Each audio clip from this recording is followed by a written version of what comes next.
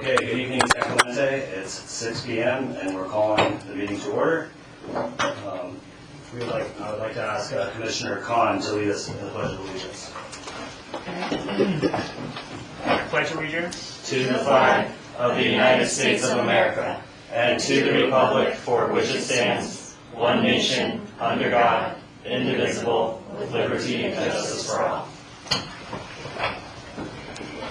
All right. So we're going to do a roll call. Commissioner Delegowski. Okay.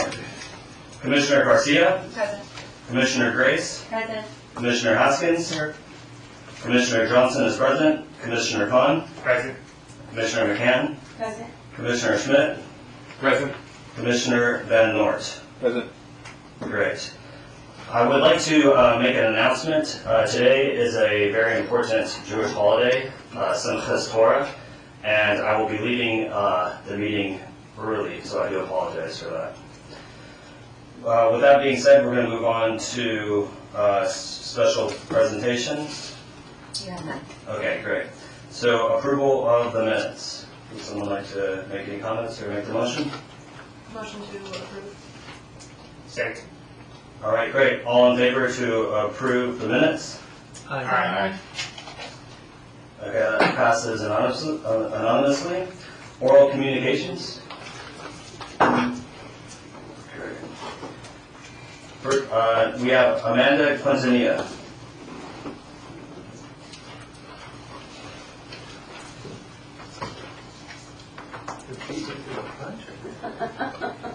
I got her up. Oh. 30. It's just taking a minute, sorry. Oh, sure, no, it's okay. So, I just wanted to give a background here. There was concerns regarding certain council members using the mayor title, and when he no longer was the mayor, and that was done for campaign reasons. Next slide, please.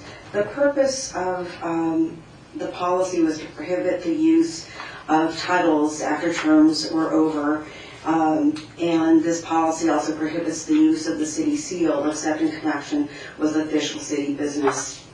This conduct may mislead the public and constitutes unethical behavior, and in effect steals the honor, dignity, and esteem of the office.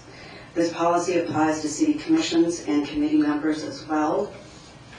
And I reached out to the city manager back in August because someone had on a commission had posted that the person had started a new job or position at the city hall, St. Clemente City Hall, and went on to post on to the LinkedIn and saying, I'm happy to announce that I started a job with the city of St. Clemente City Hall.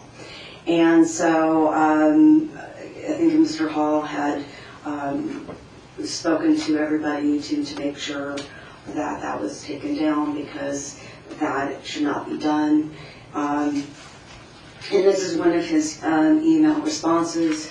If anyone, past or present, is using the logo or seal inappropriately that is inconsistent with city policy, I will make contact with each of the persons included in this line of correspondence to have them stop using the logo or seal.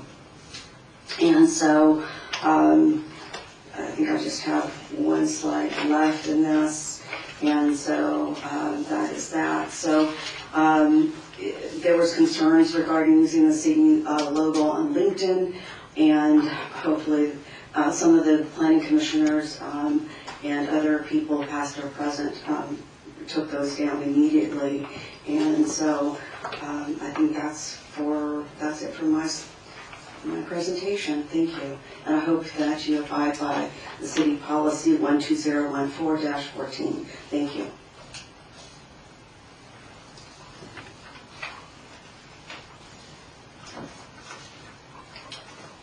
Thank you. Next up, we have Ed Queskin. Hi, my name is Ed Queskin. I'm resident of the city of San Clemente. My comments are directed to our newest members who are from the Beach Commission. I have passed to you a report from it's a very lengthy thing, Orange County Strategic Erosion Sedimentary something or another. I can't even remember what it is, but anyway, it was written, unfortunately, it was written in 2024. The reason I'm coming up here and commenting is because I think the Commission, especially the people involved with consideration of the beach, need to become aware of the fact that we may be facing a sea level rise issue in addition to obviously our erosion issue, which we're all well aware of. This report here was done in 2024, indicates that with a lightly averse sea rise, which would be ½ a foot by 2030, a more moderate sea rise, which would be 9 inches, and a severe sea rise where the ambient temperature would be around 2 to 2.5, we would be looking at a 12-inch sea rise. And this is strictly in Orange County and our coastal areas. This is Miami, Florida, or wherever. So I would suggest that possibly as part of your, we're going to be talking about later, your work plans, that specifically relative to the beach, that we start assigning a commissioner to go to these various meetings and getting this information. In other words, these people publish reports. The state of California obviously has a number of them. The National Meteorological Association, whatever, just published yesterday an analysis of tipping point in terms of global warming. Now we know there are some among us that sort of subscribe to the Orwellian notion 2 + 2 = 5. But the fact of the matter is that they are predicting we pass the 1.5 centigrade global temperature threshold, and we are going to be approaching 2.0. Now, you got to understand that the thing that I shared with some of the commissioners goes to 2030. So that's only 5 years from now. So I would suggest that along with the work plans that you're talking about for the next year, that we consider some activity and some involvement that goes beyond 2025, 2026 fiscal to 2030. Because we're all going to be held accountable. It's on our watch that this is happening, and I think that we need to pay very close attention to it, because it will be moderately catastrophic if we don't. Thank you. Thank you. Recreation activities update. Okay, good evening, Commissioners. I'm Samantha Wiley, Beaches Parks and Recreation Director. Really quick overview of our activities since we last met. We held our Sunsets and Symphony at the Ole Hanson Beach Club on August 25th. We had about 250 people that showed up and enjoyed a beautiful symphony concert on the lawn, and that was the Pacific Symphony. And we hope to do that again next year. Then we hosted our annual guided movie at the San Clemente Aquatic Center, where we played Moana. We had about 120 families in attendance, and you can see we filled the pool with inflatables, broke some of our normal standards, and allowed floaties, and just a very fun time into the evening at the Aquatic Center. We also hosted the annual SC Open Ski Contest in partnership with the Friends of San Clemente Beaches Parks and Recreation Foundation, and we were very excited this year to add a leg that included a pump track element for skateboarding. That was new this year, and we saw a great turnout. In recent years, our attendance has been down, but attendance was up to about 100 participants, plus all their family and friends coming out, so it was great to see both of our skate park and our pump track engaged with a really positive community activity. And then upcoming events, we're heading into fall and our winter season. We've got pumpkin splashes at the San Clemente Aquatic Center. If you haven't had a chance to register, encourage you to do so now. It does fill up. You'll see the pool will be filled with pumpkins, and they do float. And then we've got our annual Red Ribbon Walk and Rally, which now takes place. It meets at Linda Lane Park, and we walk south on the beach trail to have a pep rally just south of headquarters, in between the pier and headquarters. We've got our Triton Marching Alliance comes out, our Triton cheerleaders are there, all the sports teams come out, and of course we have representation from all of our local schools as well. And then we have our annual Monster Dash, that's the 5K run downtown, and the Creepy Crawl Fun Run, which is about a mile up and down Del Mar. That's October 25th. Again, pre-registration is highly encouraged. This is a fully chipped, timed race. Gets you an opportunity to run down the middle of El Camino Real, which is a once-in-a-year opportunity. So hopefully you get a chance to do that. Costumes are highly encouraged, and there is a costume contest for those that would like to challenge themselves running in those. And then we've got November 1st is our Dia de los Muertos event at Maxburg Plaza Park. This year, we're happy to bring back this traditional cultural event back to Maxburg. And this event is free as well. And then we will close out November with our annual Doggy Dive at the Ole Hansen Beach Club, which is a dogs-only pool party. We actually don't allow people in the pool that day, so bring your pups. And this is done ahead of our annual pool maintenance closure. So yes, dogs, they do require extra maintenance in the pool afterwards, but we do an annual closure. So we anticipate this, and this is a very fun, unique San Clemente event. And there's a pie eating contest, there's dog giveaways, it's really an event for the dogs. So we hope to see everybody out there in the next couple of months. Thank you so much, Director. So next up, we have 5 old business, 5A.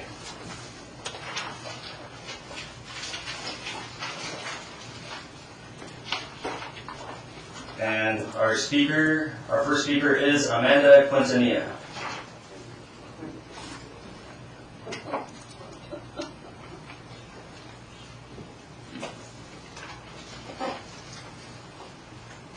I thought you were going to do a presentation beforehand, so sorry for staff report or something. So basically at the last, since the last meeting, I had a conversation with Mr. Hall, the city manager, and I wanted to ask, we were talking about the North Beach Community Association meeting, the Community Association about the park rangers. And actually he had mentioned to me that they were opposed because they wanted private security versus park rangers. And so that was something that I wanted to address there because it was quite different from what was stated.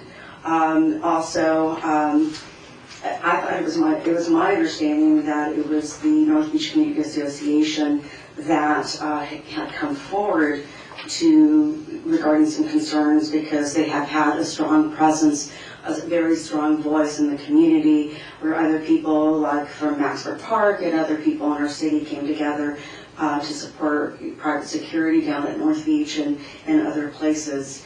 And here is a email from one of the commissioners to the North Beach Community Association saying, I wanted to let you know about the important Beaches Parks and Recreation Commission meeting taking place on Tuesday, August 26th. On the agenda is an item focused on expanding the work in North Beach specifically to partner with the North Beach Association, beautify the area, and direct more resources to our community. Your attendance and public comments will be invaluable in helping sure the initiative is placed on the work plan for the Beaches Park and Recreation Commission and so forth. When speaking with Director Wiley at the City Council meeting of last week, I was wondering what kind of partnership that the North Beach Community Association is going to have with the city, because usually it's my understanding from what Director Wiley has said that sometimes those partnerships are for getting special discounts regarding certain activities, and so like the aquatics, getting different kind of of fees and all that. So I also at the when this came up regarding shifting a different subject to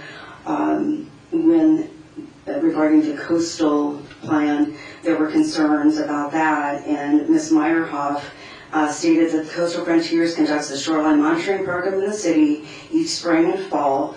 Moffitt and Nichols is a leading effort to develop the nature-based dam retention structure feasibility study. The study will be completed before the end of the year per terms of the Coastal Commission grant. So that's already being taken care of from that. Thank you. Thank you. Next up, we have Ed Queskin.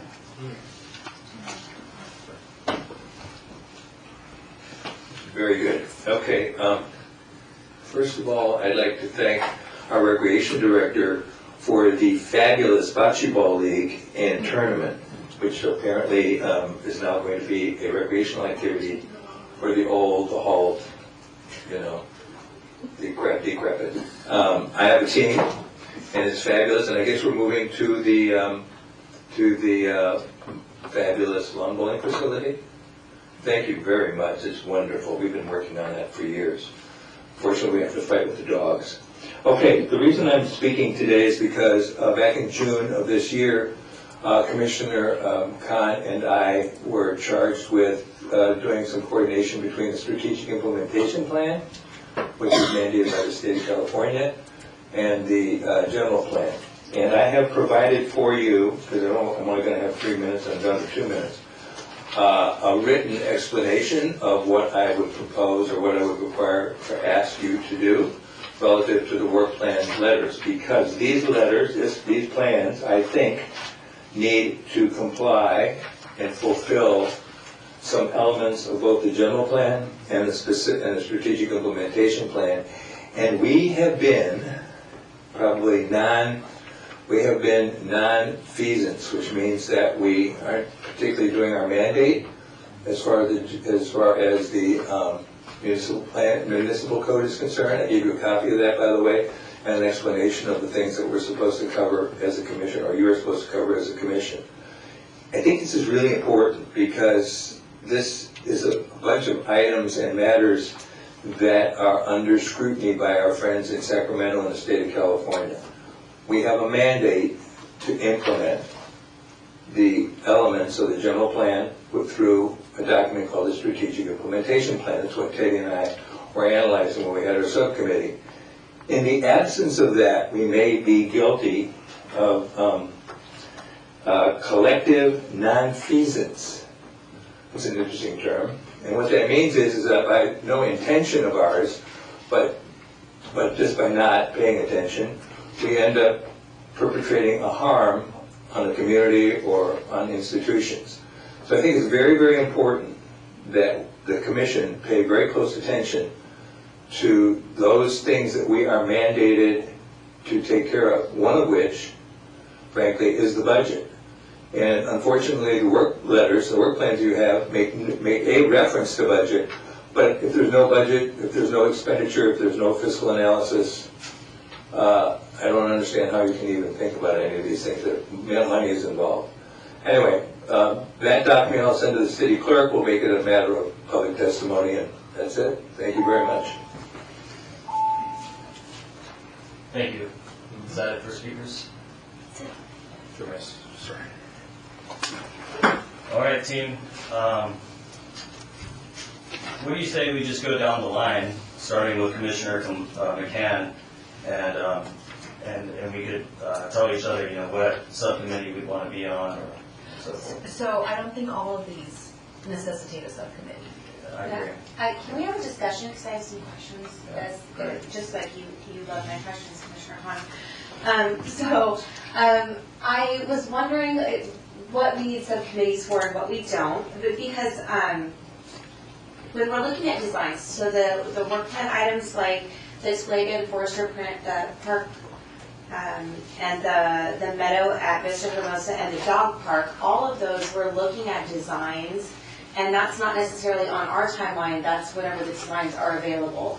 And I'm wondering what additional work might need to happen outside of these commission meetings so that we can be nimble on our feet and really move forward on those designs this year. So Director Wiley, is there additional work for that design?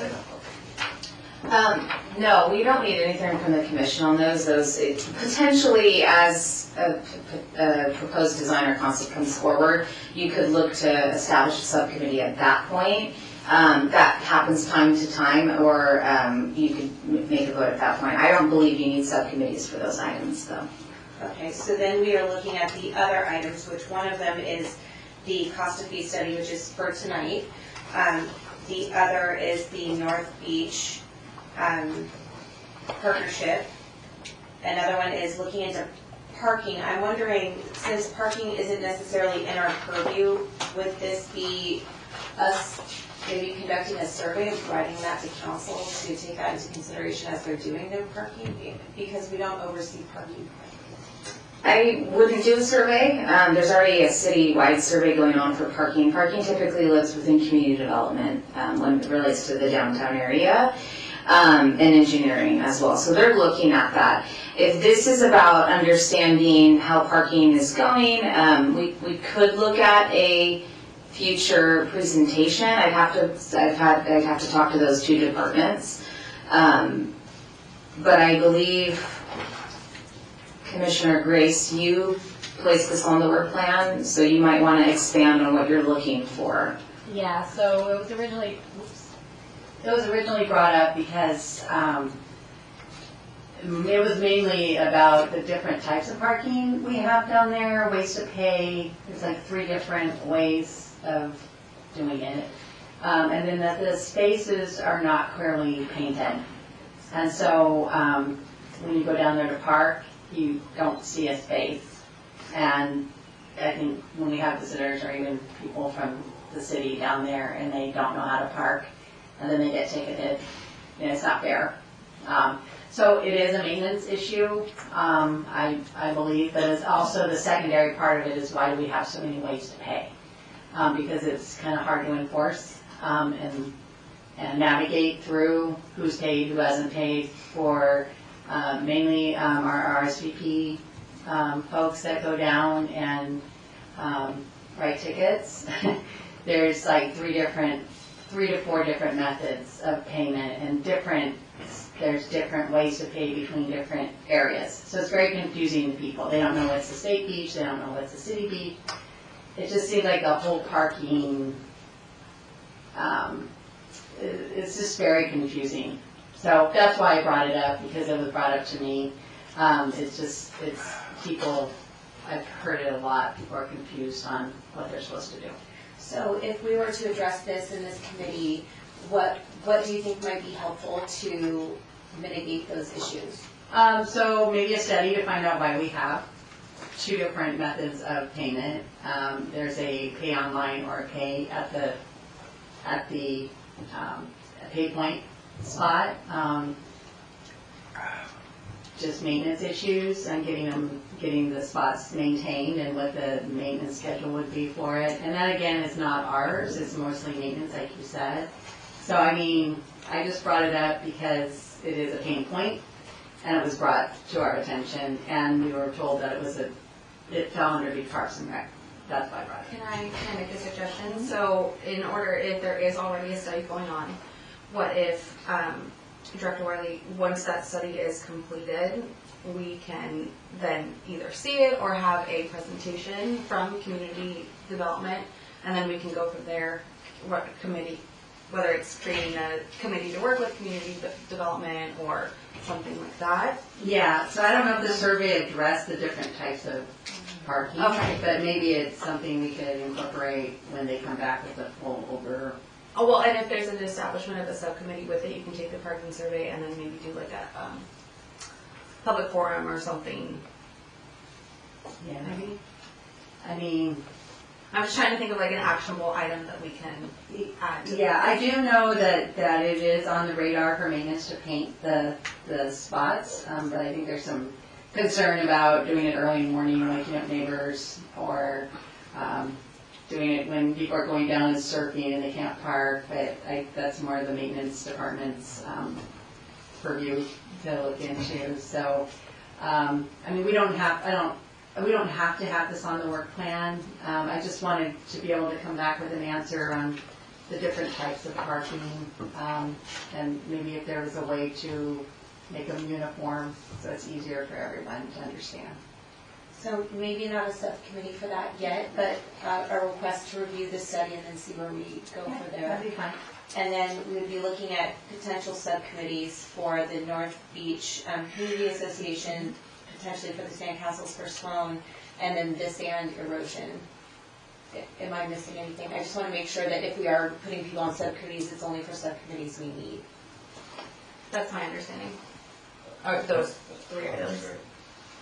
Are there any more comments, Commissioner McCann, or questions at this time? Not at this time, but I will. Great. Anyone else like to make some comments or questions? I think we just go straight into making those subcommittees and appointing members to it. Anything else? I did have something else. On our agenda tonight is the cost recovery fee study, but it looks like we're being asked to review, adopt, and forward to the city council today. But we haven't really worked on it, so the only work we would do on it would be the discussion tonight. But I think that it's such an important thing that it deserves to be worked on by a subcommittee and get more. I didn't see a lot of input from stakeholders, at least in some of the areas, and that so we can have enough information to make a good decision to forward to the city council. We can also, correct me if I'm wrong, Director Riley, but after we have that discussion, since it's next on the agenda, I think we can form a subcommittee from there depending on what it is that we want to do. Right? Not if we. You can. I wouldn't make any assumptions about where your colleagues sit on that cost of services study. So I think it's best that you hear the entire item. And maybe there's questions that can be discussed and flushed out through the discussion. And if at the end of that item, the commission majority feels like you still need more information before passing a recommendation to city council, then you could opt to establish a subcommittee. That would be fine. It is in the work plan though, right? It is. I do think it's in your best interest. This is just in my professional experience, when it comes to an item that's on the next item on the agenda, I would hold off on doing anything specific to the work plan and address it within the next item. Understand. Okay. All right, great. So it looks like number 5, establish a subcommittee to partner with North Beach Community Association. Would someone like to nominate any members for this subcommittee? I have just a question about this. Director Wiley, how do we go about establishing this as an ad hoc subcommittee? So all of your subcommittees are ad hoc. Okay, so start and date. Then they need to have a very specific purpose. If they don't have a specific purpose with something that you will come back to the body with for review, then it's not an ad hoc committee, and it then is subject to Brown Act requirements. So, yes, does that answer your question? So when I proposed this item, it was with the vision to have a very specific purpose, which is we have the Olympics coming up, a bunch of development happening in North Beach, and there's a lot of different engaged community members and some organizations, and this subcommittee would serve as a hub to develop actionable and turnkey work items that we could bring back to this body and then ultimately the council to become enacted. So I think this timeline right here, October to June, works for now. There's also a couple members of the public that I'd like to have on this committee. We have Christopher Butler in attendance today. He's the president of the North Beach Association. He should be on it, as well as Amy Dean. I would also like myself to be on there, and Commissioner Garcia, if you would like to be on there as well. Yeah, I'd love to be on there. I'd be happy to, and especially too, with the idea, or the way that I understand it, and correct me if I'm wrong, Jody, is this is this subcommittee working with North Beach Association is not just to get actionable items done and presented to the city, but also to set a blueprint for if there is another neighborhood, community association, that sort of thing, how we could, incorporate that in working with the city better, almost be like a liaison. That's kind of my view of what this is. Absolutely, yeah. This could serve as a model for how other community organizations. Just a quick question. I'm still kind of confused what an actionable item of that subcommittee would be. Like a noise ordinance or something? I mean, I don't want to say no to that, but more I'm thinking, we have the Ole Hansen Beach Club coming back under the city purview. Okay. So a plan for that, how can we incorporate that into the community, or the vacant lot, just as an example. Okay.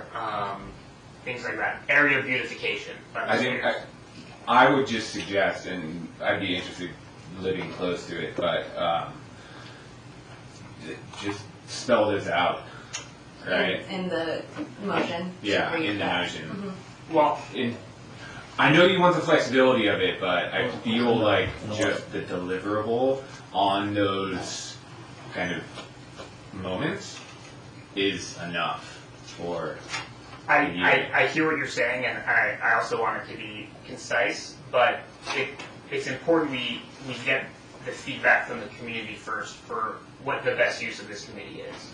Would you be okay with, like, obviously the subcommittee providing reports at each meeting Yeah.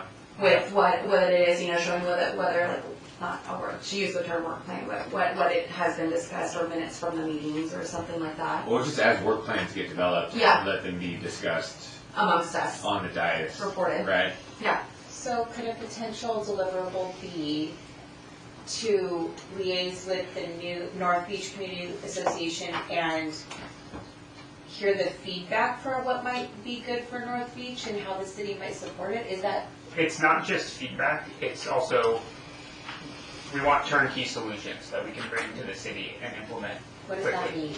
mean? So, for example, let's say we're talking about the Ole Hansen Beach Club, a budget for that, potential revenue. Isn't that what we're doing, the cost of Yeah, that's in there. Yeah. what if, so after each meeting, the items get agendized that we talk about, that we discuss?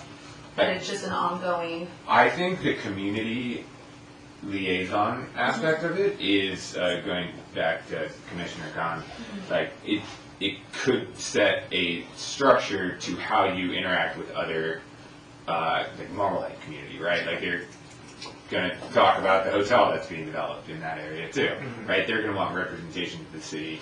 That's not necessarily beaches, parks, and rec, like, I think the Ole Hansen makes a little bit more sense. And it's not just the Ole Hansen, it's also the vacant lot. No, it- What the bottom line is, I don't want to be the one to put all these items down. Yeah. Because I want to make sure I talk to the community and Understood. stakeholders. So what if we do this? What if let's establish this committee, and at the next meeting, we'll present those items. I think it's a great idea. Yeah, So I would say that works. I want to make a motion to establish this ad hoc subcommittee with myself, Commissioner Garcia, Christopher Butler, and Amy Dean as members. Second by Commissioner Johnson. Okay, so we have to vote on it. we're going to take a vote. Let's start with Commissioner Garcia, Aye. Commissioner Grace, Aye. Commissioner Haskins, Aye. Commissioner Johnson is aye, Commissioner Khan, Aye. Commissioner McCann, Aye. Commissioner Schmidt, Aye. and Commissioner Van Dorn. Aye. Okay, great, so it passes anonymously. Great, so would the team like to go to the developments of a long-term beach sand policy next? Does that sound good? Or, I do want to talk about the exploring signage for sandcastles for Sloan. I don't think she's here today. okay, let's do that first. Yeah, so for those of us who weren't here last year, or weren't on the commission at the time, we had Sloan's aunt come and speak to us. Sloan tragically passed, she was 7 years old, and she was digging a hole at the beach, and it collapsed on her, and they weren't able to resuscitate her on time. So Sloan's aunt came and wanted to implement something, whether it was signage at the beach, just like with the concern of, or educating the public on sand can collapse, sand is collapsible, that sort of thing. And like what, I don't even know if I'm wording this right or doing her justice, but even talking about it in junior lifeguards too, like educating, just further education on Sandcastles for Sloan. They have a whole initiative going, but this was something that hit home for me because I have a little kid and they like to dig holes, and I mean, I think growing up at the beach, a lot of us have been buried in a hole, but I didn't know that it could be something that could actually kill you. So I would like to explore with the city and then also communicate with her to see how, whether it's signage or come up with some sort of plan. And just, I did look it up, they have partnered with other beaches in Florida where the incident occurred. So it's something that wouldn't be created from scratch, it already exists and other beaches have partnered in, it's a safety program, so. It was Florida-based? It was, Yeah. yeah. But her family is local. Okay. Do you want to make a motion? Yeah, I would like to make a motion to create a subcommittee that explores the signage for sandcastles for Sloan and what that would look like, education-wise with the city. And present the members. I would like to be on it, if anyone else. I would like to be on it as well. On favor? Any seconds? Well, so I'll second the motion to add Commissioner Garcia McCann to the explore signage for Sandcastles for Sloan. So I'll second it. We'll vote. All in favor? Aye. Aye. Any abstain or no? Okay, passes unanimously. Great. All right, good. Okay, let's go ahead and, well, besides the development of long-term beach sand policy, are there other ones on here that people would like to add that's on this list? I think that was it. Yeah, that was what council approved. Oh, no, That's what approved all 8 of these. Yeah. Yeah. But is there any more that we would like to create a subcommittee on besides the last one? I just have like a point of order question as I'm new here, but like, so the number 2, playground design, right? That would just be, we would get presented with that information as it becomes available and the design, that type of thing. So that's why it doesn't need a subcommittee. I would agree with that. Okay. And once we review it, if we're like, oh, let's Yeah, create a it's just subcommittee. like a quick review. Yeah. Well, in real time. Yeah. We do it live. Yeah, it comes on the agenda. With the option to continue to explore it if we need to. Okay. Thank you. Okay, so let's move to the number 8, the development of a long-term beach sand policy. What commissioners would like to be part of this subcommittee? I would. Okay, I would as well. I would also.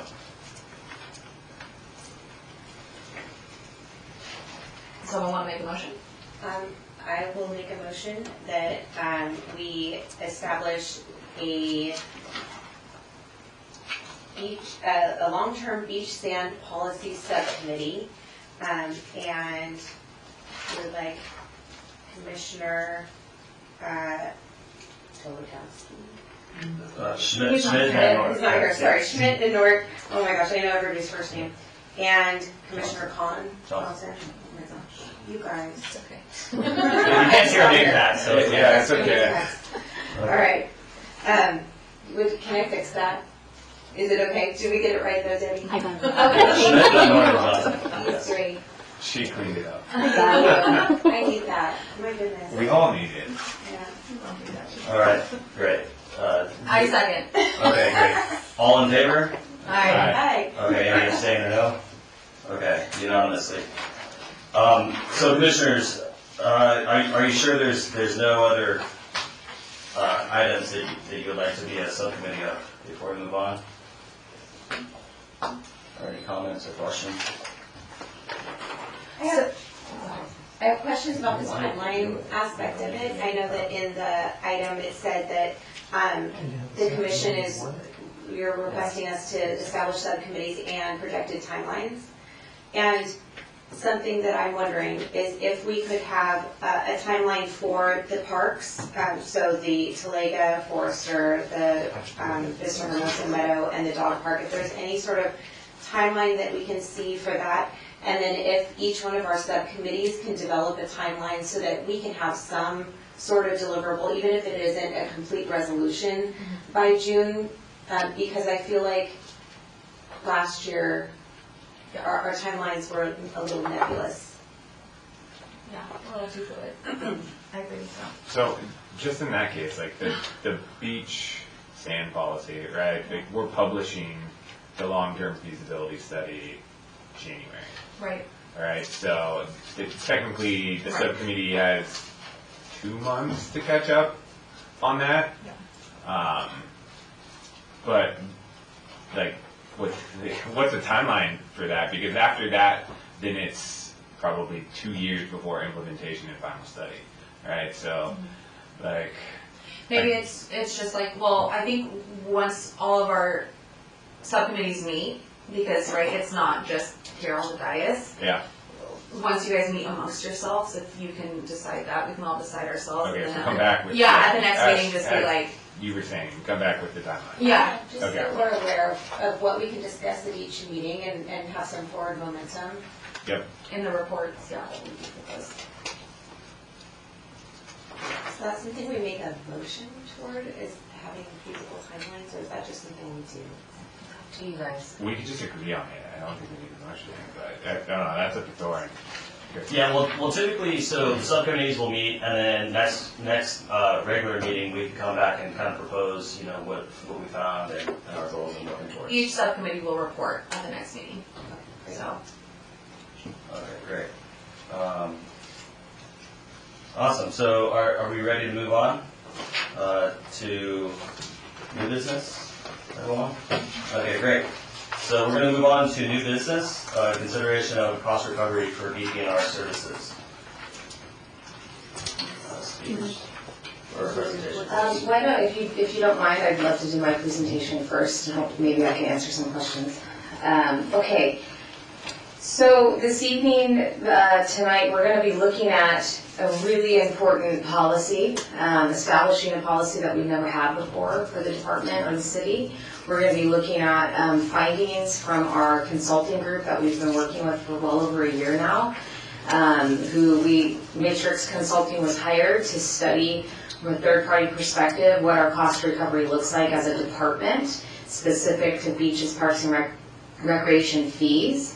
And then we're also going to be looking at what the findings are of those fees. So we're essentially digesting 3 documents this evening with the intention that the commission can have an open discussion. Staff can be available for questions with the hope that you will be able to pass a recommendation on to the city council. Next slide, please. Much smaller than I expected. Okay. So why develop a cost recovery policy? And I know we have a relatively new commission. I know none of you have been through a cost of services study. You've never looked at a feasibility study when it relates to our services that we offer within BPR. So I think this is an important topic we discuss. And I've highlighted kind of the top four bullet points, and all of this is in the staff report, and I do hope you've had a chance to review it. Cost recovery promotes financial sustainability and equity in fee setting. It aligns user fees with actual costs and community benefit. It improves transparency and consistency across all of our programs and activities. And it provides a data-driven foundation for our fee updates going forward. Next slide, please. Some of those elements, and this is a little bit about the process. The first step is we're collecting data. This started, again, with Matrix Consulting, who we hired on contract to study. It was a comprehensive fee study. It was put out by RFP. Matrix came back as the most responsive and best qualified firm to do the work on it. Their data collection included a series of budget analysis from our current and past budgets, as well as comparable agencies.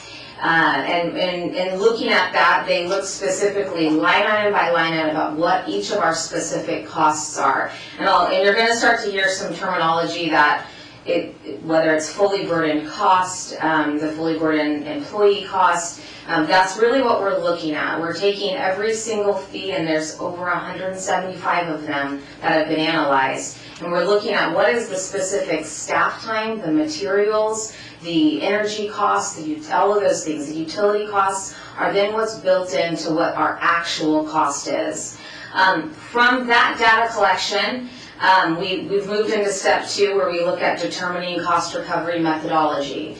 Our goal in recreation is always, we know that some level of recreation is going to be subsidized. That's the community benefit.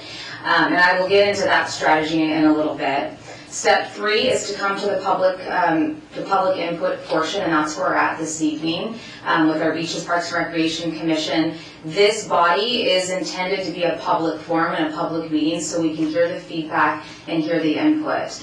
I want to note that this whole process is very data driven. It's not about necessarily how we think places should be used per se. It's about what are our costs. And then we can kind of back into lowering those fees, raising those fees, changing discounts. And our final step is to go to City Council for resolution adoption, which would amend the fee study as well as adopt a policy of cost recovery going forward. Next slide, please. Some of the key policy components, your policy is in attachment 1. That's again a proposed new policy with information that's really a derivative of the findings of the Matrix Consulting Group, which is attachment 2, as well as some best practices in parks and recreation municipal financing. You want to define your cost recovery goals by service type. You want to find balance by ensuring equity between community benefit and user responsibility. You want to provide fee updates that allow for periodic adjustments based on CPI or cost changes. And of course, we want to find accountability and annual reporting back to the council and back to the commission. There's a couple of things we've hit on. One of the biggest thing that we're going to come through this evening is our frequency of fee updates, which hasn't happened that often. Unfortunately, I think there's some folks who have seen the fee study and they're thinking, wow, you've doubled the price in some instances. And that's accurate. Unfortunately, we haven't updated some of these fees since 2009, 2006, 1993. Some of our fees go back. So you have to realize that our costs have changed over time. Nothing is as cheap as it was in 1993, nor 2009 or 2012 even. So when we're looking at that, as we build in cost recovery, we look at labor costs. Just a couple of highlights.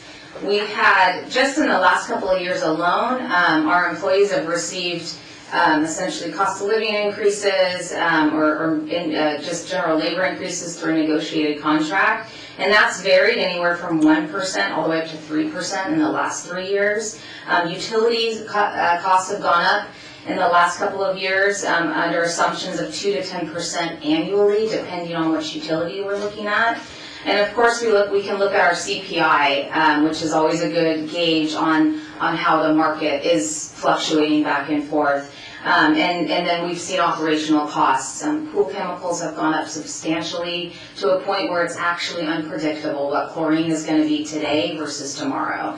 And that's not just a cost increase we're seeing at the pools, we're seeing it at our water treatment plant as well. So all of those costs are pieces that we put into building the policy that then reflects within the fee schedule. Next slide, please. Part of the policy is a cost recovery framework. So when you look at this kind of pyramid structure, and this is in your policy, this is a tiered structure of how we look at cost recovery group by group. The city really we have 5 buckets of individuals, and I'll get into that in further detail as well. But what we're looking at here is at the very top tier, that tier 1, is a program or an activity or service that is entirely a community benefit. Something like a playground, a basketball court, a free community event, those things really are meant to serve the broad community. And so your cost recovery is a little bit lower. Sometimes it's free. The Dia de los Muertos is a good event. That's a good example of it's a free event because it entirely benefits the community. The Red Ribbon Parade is another one that's entirely free to participate and come and enjoy. Whereas something like the Monster Dash is an event that there's a nominal fee for. We're not at full cost recovery, but again, that's an event that builds community. Santa's Village by the Sea, all of those special events that you think about happen all year long. We are not 100% cost recovery, but it's providing a larger community benefit. Moving into Tier 2, you see 20 to 40% cost recovery, and that's mostly community benefit. Something like senior services or neighborhood events that are more specific or targeted to certain areas within the community. So again, it could be an activity at a neighborhood park that is specific for a certain group of individuals within that sphere. 40 to 70% is our Tier 3 group. That's a balanced benefit. That's something like aquatics or youth sports, our recreation classes, where somebody participating in those programs or taking advantage of those services, they personally are benefiting from it to some extent. And the theory being the general public shouldn't have to fully subsidize that type of activity for that person's personal gain through working out or participating in a soccer team. Those are considered Tier 3 balanced benefit. Tier 4 is 70 to 90% cost recovery, which is a considerable individual benefit, like an adult sports league, a facility rental for a private, maybe it's a baby shower, or it's a wedding, or some type of specialty class that again you're getting the benefit from it on your own individual basis. And then Tier 5 is 90 to 100% cost recovery, and that is exclusively individual benefit. So something like a wedding or a film permit. You might see the commercial use of facilities that there's a company wants to come in and hold their annual company meeting at the community center. That is 100% to the benefit of their community. Our residents are not seeking or getting benefit from it, so the full cost is passed on to them. Are there any questions so far? This is a lot of information, so please feel free to stop me at any point in time. Okay, next slide, please. So I'm going to dive into, we'll go fee by fee essentially, and this is all in attachment 3 of your packet. And like I mentioned before, there's 173 or so fees that we looked at, so it's a lot of information. Some of these fees, as we go through them, you'll note that they're new. They've never existed before. Well, this is the first time the commission's seen this. The recreation staff have combed through this for well over a year, and we've gone through a lot of iterations of understanding what fees would best suit staff's successful execution of our permits, of our programs, all of those things. So we'll start with these administrative fees. You'll see on the far right that proposed fee. That's the column that staff is recommending as the proposed fee going forward. Some of it changes, some of it is the same. On an overview for administrative fees, there's change fees, refund processing, and deposits, and then there's non-residence fees and support staff. So change fees are applied when somebody submits a permit, and this is really technical, but I do think it's important that the commission understands what staff go through and the amount of time it takes to process a permit for somebody's individual benefit, whether that's a wedding or a soccer league, something like that. So all of these rentals are to somebody's personal benefit, and every time there's a change, it requires a staff member to go back into that permit and modify it. And while that might sound menial, again, they're benefiting from it, not everybody else is. So change fees are calculated based on the time it takes for certain staff members to change a permit, essentially. There's a refund processing fee. This is a fee, this is the exact cost it takes for staff to process the refund. To go in, cut the check, or refund it to the credit card. Those are new fees. We've just recently added the credit card. That one's a new fee. It's recommended to go to $9, while the check processing fee goes to $13, and that's per class it's deducted, and that's really only for classes. But we are considering also applying that to somebody cancels a permit. Now we have to go back and cancel the permit, cut them a check, and then it gets mailed out. And that $13 also accounts for the overhead beyond recreation. That goes into accounting, into our finance division, and so on and so forth. Deposits are mostly part of our rental operations and as our compliance damage deposits. A reservation deposit, for clarity, is something that you put down to hold the reservation. That's usually 25%, as is proposed here, of your total rental, and that is applied to your total permit in the future. The compliance damage is separate. That's the cost of exactly what it says, compliance damage. So that's oftentimes returned, but if for some reason during the course of a permit that the permit holder damages the facility, breaks conditions of usage, whether that's, you were caught drinking alcohol in the park, you were caught having amplified sound, that was outside of your conditions of your permit, we would be keeping a portion of that deposit based on the infraction that had occurred. The light key deposit is specific, quite frankly, to one park that we have left, that's Bonita Canyon, and that's our only baseball field that has a light key. And then the storage and snack bar key is it is a new fee technically. It's recommended at $300. I know that sounds like a lot. We don't give keys out to just anybody. That light key, or the keys are given out to typically our sport partner groups. So we have an established relationship with them. But the $300 is actually the cost it takes us to send out maintenance and a locksmith to rekey a single lock. So again, that's a full cost recovery. If they lose it, now we're rekeying. And that can be returned to them if they return the key. The non-resident fee is currently at $3 per class. It's recommended to go up to $5 per class. And then the building monitor and pool lifeguard support are fees that are added in on an as-needed basis for permits if it requires additional staff beyond what is normally scheduled. And those are recommended at $76 and $28. Next slide, please. Okay, facility fees. We have a number of facilities that you're going to look at this evening. The first one up here is the community center. This is pretty self-explanatory. It should be. I just want to highlight a couple of our new fees that are in here. And again, this is based on years of managing permits and seeing how people use our facility. So the grounds is increased. Which we typically don't rent the grounds, but in the last 5 years or so, really coming out of COVID, we found an increase in people wanting to use the grass around the community center. So we're seeing a rental of that has increased. We're now adding on the lobby as an opportunity. If you want to rent, if you have a seminar going on and you want to set up in the lobby, now it can be added into your fee. We also have a new outdoor courtyard at the community center. Which was the old shuffleboard court. It's been remodeled and revamped, and we're excited to start renting that as well. And then, of course, there's the full center rental, which doesn't happen often, but there are times where there's an organization that needs the entire building for their activity, which is fantastic. What a great use of the community center, but that cost, that does come with a cost as well.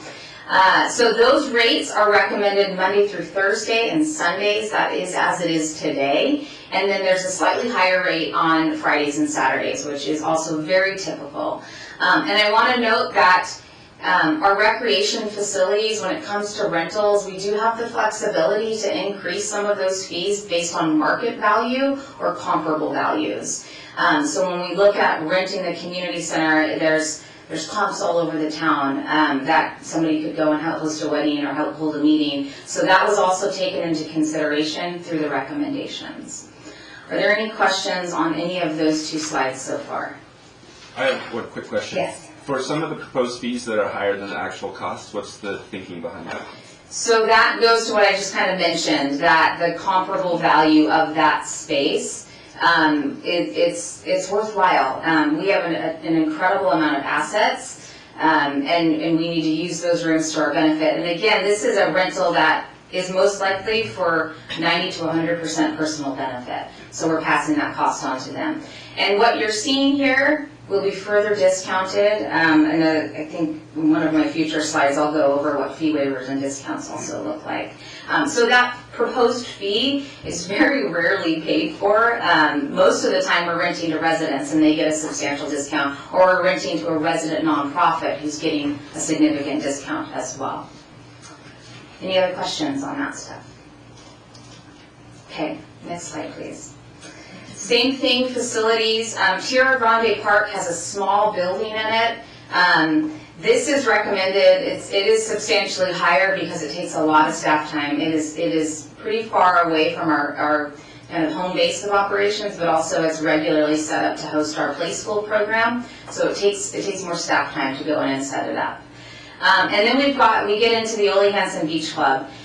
And when we looked at the Ole Hansen Beach Club, this is the perfect example of what a gem of a facility and what we're competing with in a lot of different surrounding venues. But acknowledging again, this is an important community asset, and we want to make sure it's affordable for residents to come in and host their activities there, but also continue to maintain some level of revenue and cost recovery. So you'll see most of these fees are new. Our old fees were specific to the building remodel, I guess you could say. So it was pre-2016, and we have not looked at the fees since then. So you'll see there's, again, weekday rates and weekend rates, and these are on an hourly basis, except for when there would be a full event or full center rental, and that would be a 9-hour minimum, and you'll see that's the $1,023 on the weekend and $802 on the weekday. Other than that, they can be parsed off as single rentals. And the club room is a smaller room downstairs attached to the pool deck as well. Any questions on Beach Club? Okay. Next slide, please. Park rentals. These are, you can see by the image, it's picnic tables. We have a very popular park rental program. This started a little over 10 years ago. We started establishing an opportunity for residents to secure their picnic rentals. This is a very popular program. There's weekends where we have up to 25 or more picnic rentals at our parks. You can imagine we have a lot of incredible picnic areas, and there's a lot of moving pieces to that. But again, those rentals take time to process those permits. So you'll see there's some new fees in here. Right up at the top, there's food vendors or food truck. There is a cost to bringing on a food truck. We have to ensure they have a business license, that there's proper insurance. So what you're seeing there in the proposed fee is actually the cost of both the recreation permit building time, but also risk management, business licensing, all those other factors that build in to allowing that food truck on site. With a food truck in particular, we also have to designate parking, so there's that element as well. Bounce houses and other contractual services, we're seeing bounce houses are very popular. We have a very specific list for bounce house vendors, but again, we have to maintain those contracts and those agreements to ensure compliance with business licensing, insurance, etc. And then we're seeing a little bit of an uptick that welcome to recreation, where there's petting zoos, and there's princesses, and there's laser tag. There's all these fun elements that families want to bring into their parties, but again, there's a cost to that with review. So that's the additional new fee you're seeing there.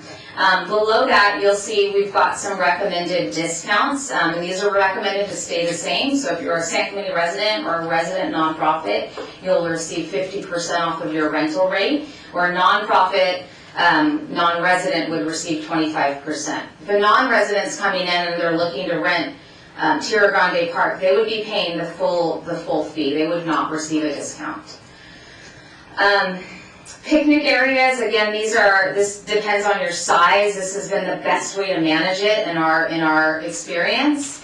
And then, again, I'll go back to that compliance damage deposit. So if somebody says they're only going to have 49 people, but they end up having 100 or more, we're keeping their compliance damage deposit because they violated their permit conditions. It is far and few between, but it's an important factor when we look at how we permit certain parks as well. And then Fun on the Run party packages have been $180 since 2013 or so. And that is essentially that fee that you're looking at includes your park rental fee, as well as Fun on the Run comes out and really throws your kiddos a party. It includes 12 children, and then there's a cost for additional children beyond that. Next slide, please. Okay, we're going to jump right into field rentals. This is significantly modified from what our current structure is. So if you're looking at it, we have a new application fee. Again, this is learned experience tells us people, they kind of rapid fire, apply to get a field permit. I have staff that sit, they put the whole permit together, it's in the process, and then 2 days before they cancel it. We're out rental revenue, we're also out staff time now. So the application fee is intended to be a non-refundable application fee. No matter what, you're paying that $32 because that guarantees that we'll have some level of cost recovery if you cancel your permit. And when we talk about field rentals, again, these are mostly outside organizations. Very rarely, we have an occasional resident that will say, I'm throwing a softball party for my son, which is wonderful. But it's mostly commercial or nonprofit organizations, travel teams that are renting. The biggest change within our field rentals is our categories. We've got a multi-purpose field that's grass. We have multi-purpose fields that are synthetic, which is, we only have 4 of those. And then we have baseball and softball fields. Right now, so you guys know this, the current fee, it's under modified. Right now we categorize our fields based on the type of park they are. We have neighborhood parks, community parks, and sports parks. And then we have synthetic turf as well. At the end of the day, again, if we're going back to where we started, which we're analyzing costs. What does it cost us to maintain those fields? It doesn't matter if that soccer field is in a neighborhood park or a community park, it's still a soccer field, and it's still costing us the same amount of money to maintain it. So in analyzing what other agencies do, as well as looking at our existing contracts, staff and Matrix are able to pull out the raw data on what each of those fields costs to maintain. And what it boils down to is the numbers you see here. So grass multi-purpose fields are proposed at $94. Again, this is without a discount. $123 for synthetic turf, and then baseball comes in at $102. Baseball fields have a little bit more maintenance work that has to happen. There's actually a couple of contractors that come onto the field working with both the infield and the dirt and the grass itself. Scoreboards is a new fee. We have a number of scoreboards throughout the city, and we've never charged for them in the past. There is a little bit of a concern in giving out a scoreboard control pad and not getting it back. There's a cost to operate a scoreboard. There's electricity. There's all these different things that wrap into that. And we want to make sure that we're offering premier amenities at all of our fields, but again, there's a cost to offering those services. The light fee is recommended to be increased from $15, which is where it has stood for at least over a decade, if not close to 2. It stood at $15 per hour. It's proposed to go to $24, again, based on our service delivery costs.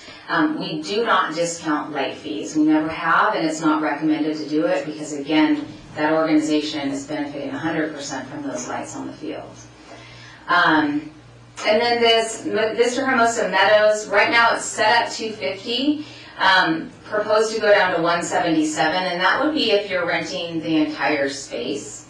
It just makes a little bit more sense based on the way the arrangement is and how requests come in. Eventually, those will be broken up into a couple of different fields, and we don't often get a full Meadows rental request.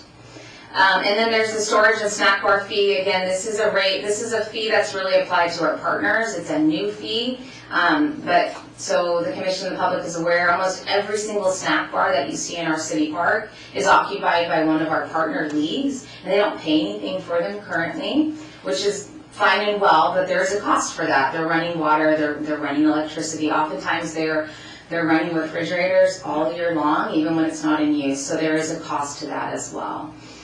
And then we'll get into some sports tournaments. So this is a new fee, a sports tournament application fee. We are seeing, as we've expanded our park system and we have some of the best maintained fields in the area, we've seen an uptick in the number of tournaments that are looking to be hosted. But when tournaments come in late, it becomes a little bit more challenging and time consuming to coordinate our maintenance efforts, our scheduling efforts. So there's a late filing fee that's being proposed. Again, there's not necessarily a specific cost recovery amount, but it's more a matter of, I've got one staff member that now has to drop everything he or she is doing to focus on this permit. So it's if you want to risk it and file late, then you're going to unfortunately have to pay for that because you're taking us away from something else. And then the player fee is $5 currently, and it was recommended to go to $5 continue. Those are for sport partners only. This commission just recently reviewed the aquatics one. The same thing applies to our sports groups, our Little League and AYSO and Elite Soccer and so on. Moving into Steed Park, this is a little bit different. Yes. Quick question, Yes. the storage snack bar, Mhm. so we're saying the actual cost is $362 and we're gonna charge $22? So that 362 is proposed at, that's a daily rate. That in staff's opinion, that's gonna be really hard to charge our partners $362 every single day. That's 362 times 365. $22 seems to come in if you kind of calculate that out the year. That's essentially renting a storage facility, if you will. I think it's around $500 or $600 a month, which again is more in line with market. So if somebody was going to go out and rent a storage facility at a private storage operation, they're probably going to pay $500 to $600 for about, I think it's like 500 square feet or so, 400 square feet. So that, we're open to discussion on that. I know, but again, this is where you see some fluctuations in what the actual cost is, what's the reality of what we can charge. We don't want to undercut ourselves, but we also want to be realistic in recovering our costs. Or we don't want to price ourselves out of the market either. Do the sports teams keep all of the profit from the sales there, or does the state They share do. that? They do.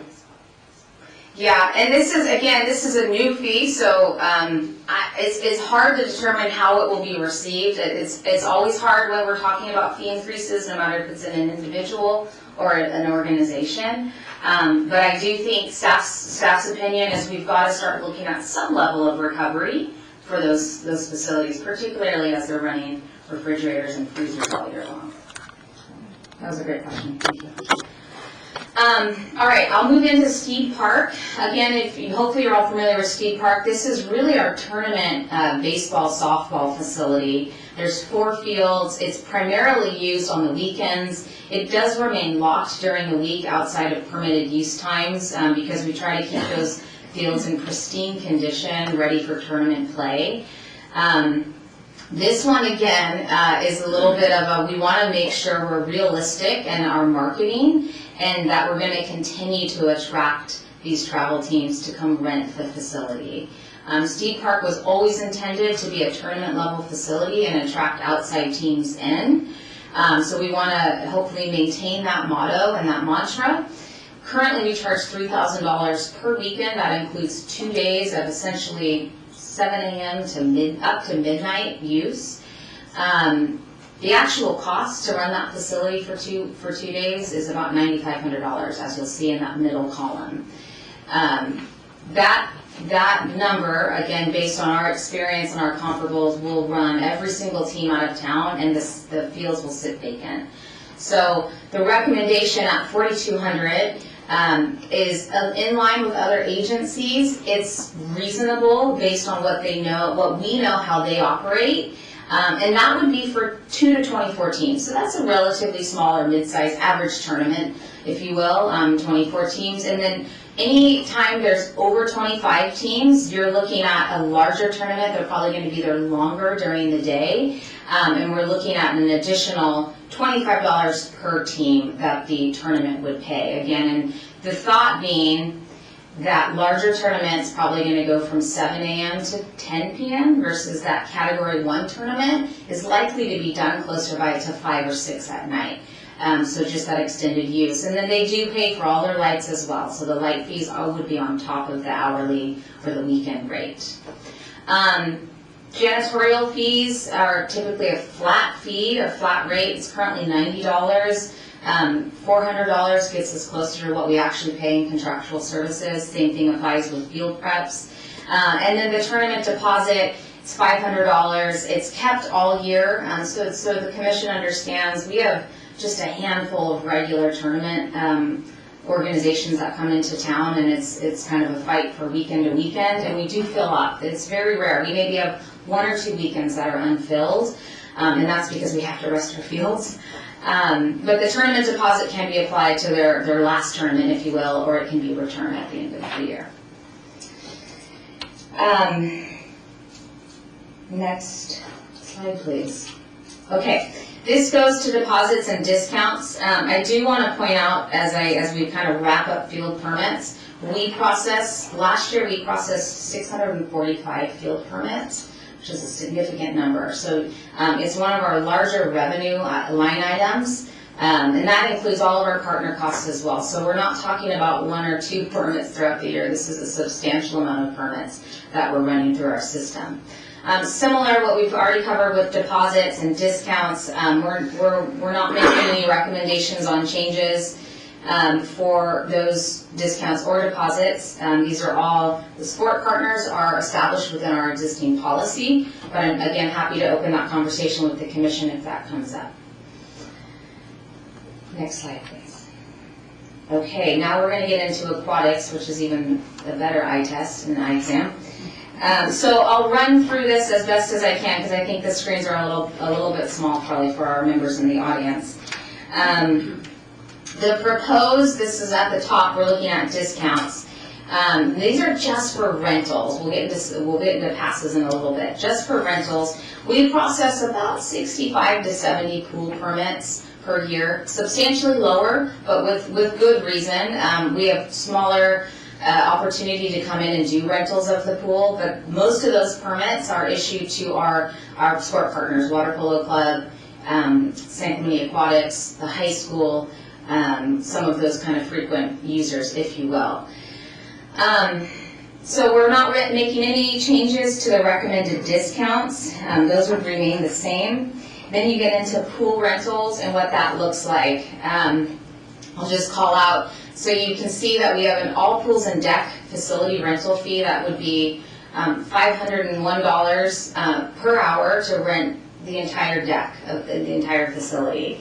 Again, we don't often get that request. It does come with another price tag for lifeguards and lights and amplified sound, because typically that's going to be a larger event. And then again, we've established an all pools and deck for the beach club because we hadn't previously had that when the beach club was closed from before the aquatic center or after the aquatic center opened. So that's recommended at $381. And then we kind of get into some more granular detail with a per lane rental. We have 50-meter lanes, we have 25-yard lanes, we have lanes that are at the beach club versus the aquatic center. You've got the entire 50-meter pool versus a 25-yard pool. So all of that's broken down. Then you have the play structure, you have cabana rentals, the grass space, which is attached to the aquatic center, is frequently rented for swim meets and competitions. And then there's the additional lifeguard fees. Diving boards are a new fee. We've recently had some requests to practice diving, and that does encumber 3 lanes, so we've built in that cost as well. Water polo cages, we have them, but again, there's a cost to maintain those and replace them, so we've added a new fee for that. Scoreboards, we have a beautiful new scoreboard that was donated by the San Clemente Aquatics team, but there's a pretty significant cost to operate that and to take out the controller and the laptop and get that set up, so you're looking at a per hour rate for that. And then if somebody wants to rent the deck alone, again, these are all fees fees that staff have come across over the last several decades as a considerable want from the public based on their use patterns. Then the other fee that I want to point out is the front grounds. We don't typically rent the grass area at the aquatic center, but it does come up time and time again that somebody wants to do an expo or something like that. So you're seeing that as an hourly rate as well. Next slide, please. Okay, this again goes into aquatic rentals.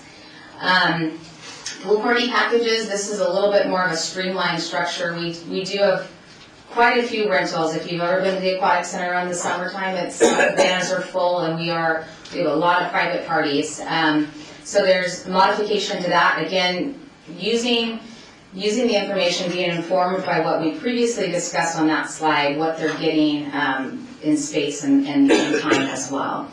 And then the tournament fees, meets and competitions, again, these are not often used. They're typically used by our partners, but we have an occasional, and I'm talking maybe 2 in the last 10 years, outside groups come in that want to rent the facility for a tournament or a meet. And then we have the Friends Room, which is a facility recommended to be increased as well. Samantha, on the scoreboard rental, so you said you bring out laptops, and so does each person monitor, run that laptop themselves, or do we have staff that do it? So, to be fully transparent, we haven't had anybody other than the aquatics team request to use it, so their staff are trained. But if there was a new organization that wanted to come in, our aquatics staff would have to train them to make sure they're using it correctly. And then the expectation is that the organization would have a representative running it, but we're gonna have to have staff on deck to check in with them to make sure that there's nothing going wrong. Yeah, that's a lot. It is. Yeah, thank you. Okay, any other questions on that? And we'll jump into aquatic fees. Also, an eye test. Okay. So this is, I think, this slide alone is probably the number one question we get. I anticipate it to always be that. But these are the fees that we haven't increased for a number of years. So again, you're looking at, there's 3 columns. There's the current fee, there's that middle column is the actual cost of service, and then there's the proposed fee, which is what staff are working off of. And again, when staff have proposed this, it's based on comparable agencies, but also reasonable increases.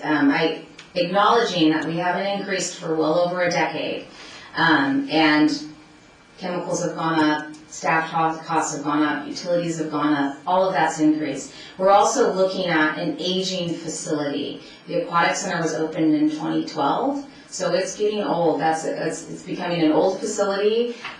We have regular water heater replacements, we've got pump replacements. There's some pretty substantial long-term maintenance projects that need to happen in the next several years. So that's a key piece when we're looking at aquatics. I would say it's probably best for the commission or the public, if you have it, it's probably best to go to the attachment, which is your very last page in your attachment. And so the proposal, I'll run through this because I know it's small. The proposal for resident drop-in, that would be lap swim or rec swim, is $6 per visit. The adult resident rate goes to $8. The non-resident rate for youth and senior goes to $9. The non-resident rate for adults goes to $13 per visit. Monthly passes, the youth and senior monthly resident rate is, the fully burdened cost is $83. Staff are recommending it go to $61, which is currently at $40. The resident monthly pass is fully burdened again at $83. It's currently $55 and it's proposed to go to $85. The non-resident youth and senior fully burdened, same thing, $83, because when we calculate, we don't look at residency, we look at what is the cost of service no matter who you are. The non-residents, youth and senior proposed to go from $55 to $96. Non-resident adult goes from $70 to $132, and again, that's the monthly pass for non-residents. Looking at the 3-month quarterly pass or that seasonal pass, residents It's that monthly pass, or the 3-month pass, quarterly pass is $246. That's fully burdened no matter who you are. The resident rate, youth and senior, is recommended from $75 to increase to $176. The resident adult goes from $100 to $246.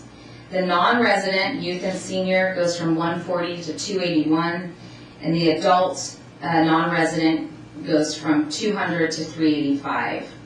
Annual passes, again, resident, non-resident, your fully burdened cost is $983. That's what it costs to get somebody in the door. The resident youth and senior pass is proposed to go from $150 to $308.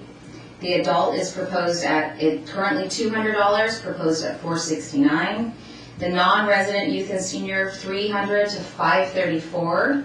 And the non-resident adult goes from $400 to $732. Before I kind of capture all that, are there any questions on any of it?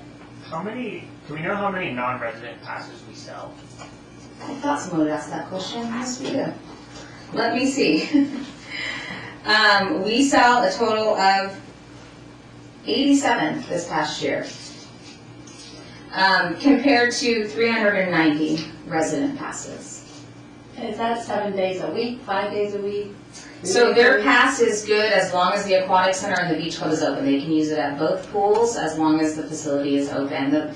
We always have a pool open 7 days a week. There's a pool open, but our hours vary site to site. And that includes access to the locker rooms and all the amenities and all that. And it's not, you could swipe in at 9 a.m. for a swim and come back at 5 and swim again. So it's not a per day, it's an unlimited swipe in pass on all this. I have questions, not so much about the fees, but about kind of the ecosystem surrounding the fees. Okay. I think that going 16 years is too long. I like that we're going to have 5-year minimum review of the cost of services. I'm wondering if we could make this really transparent to the public. If there's some way to have a Your Fees at Work program where just even an addendum to the flyers, Your Fees at Work, did you know we replaced, this at the aquatic center, or like a cute little sign that says like Your Fees at Work, we have happy, safe, swimming water for you because of the increase in your fees, but just something to make, because not everybody can listen to this beautifully articulated presentation or read this 41-page PDF like the rest of us.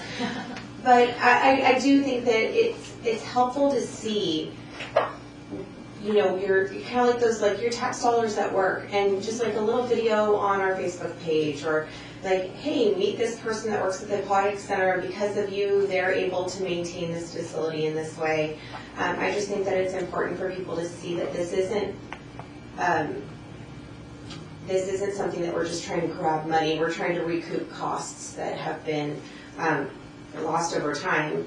And then the other thing I'm wondering is, do we have the ability to do some sort of a roundup option when people pay electronically, especially if there could be maybe 2 options or even just 1 option?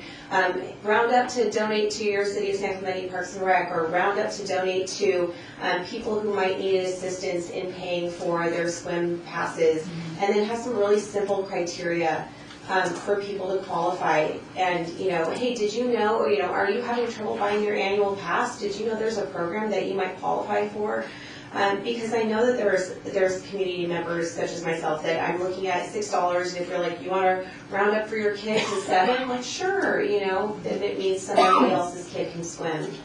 But I'm just wondering if there's a way that we can not change this very detailed study, but make it a little bit more accessible and available and transparent. Absolutely. That's a great idea. I can tell you what immediately comes to mind is we have one maintenance worker who has dedicated himself to maintaining our pools. He's full-time, but he comes in all the time. If he gets something on his phone and the chemicals are off, he has to respond quickly. And if we don't respond quick enough, now the entire system is completely out of whack, and we potentially have to close the pool. So his response time is really important, and he is working really around the clock coming in early to make sure the pool's still good to go. But somebody like that is absolutely where these swim passes, where these fees go. Your roundup idea is also brilliant. We've done that in the past. We used to have, it's funny, when we had paper registration, there was this little checkbox that you could say, would you like to donate $1 to recreation scholarships? We certainly could bring that back to online registration. You've also hit on a really great point, which is scholarships in general. The Friends of San Clemente Foundation supports our scholarship program nearly 100%. Any other donation is kind of a one-off donation. But we just, over the last year, have opened up scholarships can now be applied to swim passes. They can be applied to recreation drop-in swim. And we've seen a slow trickle of kids coming in and now getting swim passes.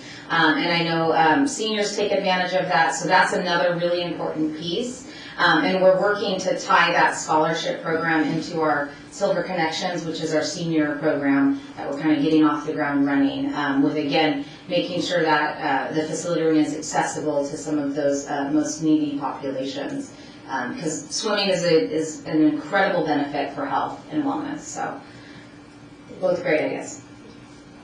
So I have a quick comment. So I know we haven't raised these fees in a really, really, really long time. So if a lot of these fees are like over double. Mm-hmm. And so, it's always easier when it's a little gradual, that when you pay a little bit more next year and next year, as it builds up. So what would be the plan moving forward? To reevaluate? And is this done every year, or is it, what I'm saying is, it's like, this is going to be a shock for a lot of people, right? Because and they've had it good for so long, and this totally makes sense because of the cost. I'm just worried a little bit about, how it's going to be perceived. Mm-hmm. It's such a big jump. Yes, the goal would be annual reporting back to the commission and the council, and then leaning into what the CPI is on an annual basis. We can look at it. The policy kind of dives into that a little bit, but certainly at least every 5 years, fees need to be addressed. It's staff dependent, it needs to be more than that, more frequently, because otherwise you really are getting into this area that we're in now, which is very outdated fees that have now, our current fees have far outpaced what our actual expenditures are. So the want would be to at least look at this every 2 years, if not annually. And that could change based on fluctuations in the economy, or if there's different, if the price of chlorine comes in at 25 or 30% increases, and that's anticipated to continue, we would want to look at that kind of on an emergency basis as well. But I will fully say that this is not an effective model. I know it's difficult to pass that and swallow that onto our swimmers and our pool users, our field users. So I do understand that as well. Okay, I have two questions. And I might have missed it, but did it kind of say how long implementing this would be until we actually recover what the costs are? Or No, you didn't miss it. We didn't get into that level. The goal here was to establish a policy that we've never had, which now gives us some level of authority and a gauge to continue this process going forward. So then my second question is, we're talking about additional cost of studies every 5 years minimum. Mm-hmm. What is paying for that? Is that going to be in the general fund? Is that going to be built into these funds? Because it's a contractor, right? Matrix is doing it. So Yeah, and I will say, it could be done in-house if it's done more frequently. The need for a consultant was very evident because we have fees that are all over the board that are so outdated. Okay. But the more frequently it's done, the easier it is for staff to assess and monitor it. Okay. And I'll use the golf course as that example. Yeah. We do that every couple of years, and that's done in-house. We don't have to bring in a consultant to do that.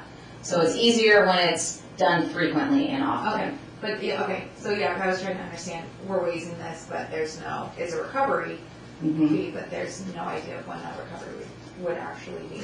Right, and I do think that at the end of the day, the city of San Clemente has always found that Parks and Recreation services are paramount. It's one of the top expectations of our residents. It's how we've established our park systems, our aquatics facilities.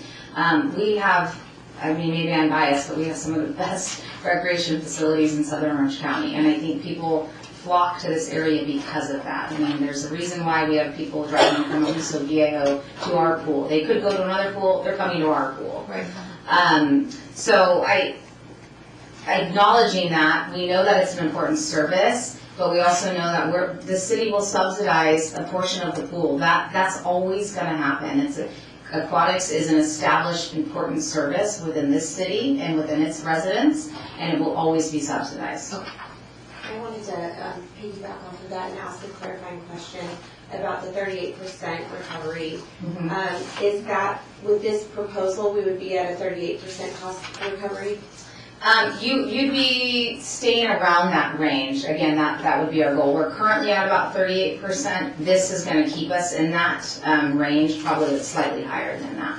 And so when we do our review, we could look at that cost recovery rate as sort of like an overall indicator of whether or not we need to really reevaluate. Okay. Thank you. Yeah, and if that's something you would want to, if you want that level of detail incorporated into the policy, that's a great piece to have added to the policy as well. I think it's nice to have an overall barometer as we're looking at this, because there are so many little details. But I think an overall indicator, because if we were looking at this over the course of time, I think we would have noticed before 16 years that we needed. Yes, so just some sort of like a KPI, you know. Has the city finance manager indicated like a target full cost recovery? Or anything No, like that? again, that varies agency to agency. It's really what the organization wants to bear. Again, the city acknowledges there's going to be a subsidy in aquatics. There'll be some level of subsidy in fields and rentals.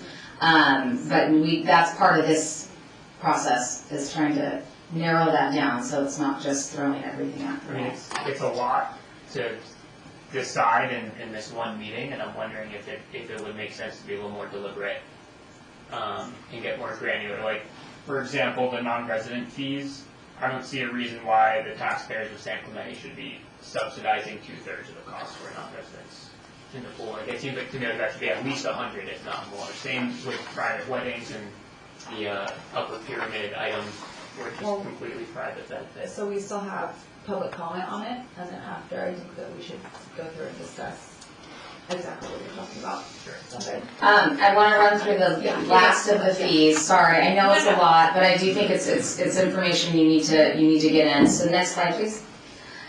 This is our special event permit fees. Again, these are fees that are outside organizations coming in to host events. They're typically nonprofits. Some of them are commercial events, and they're mostly for private benefit, but they're for the public.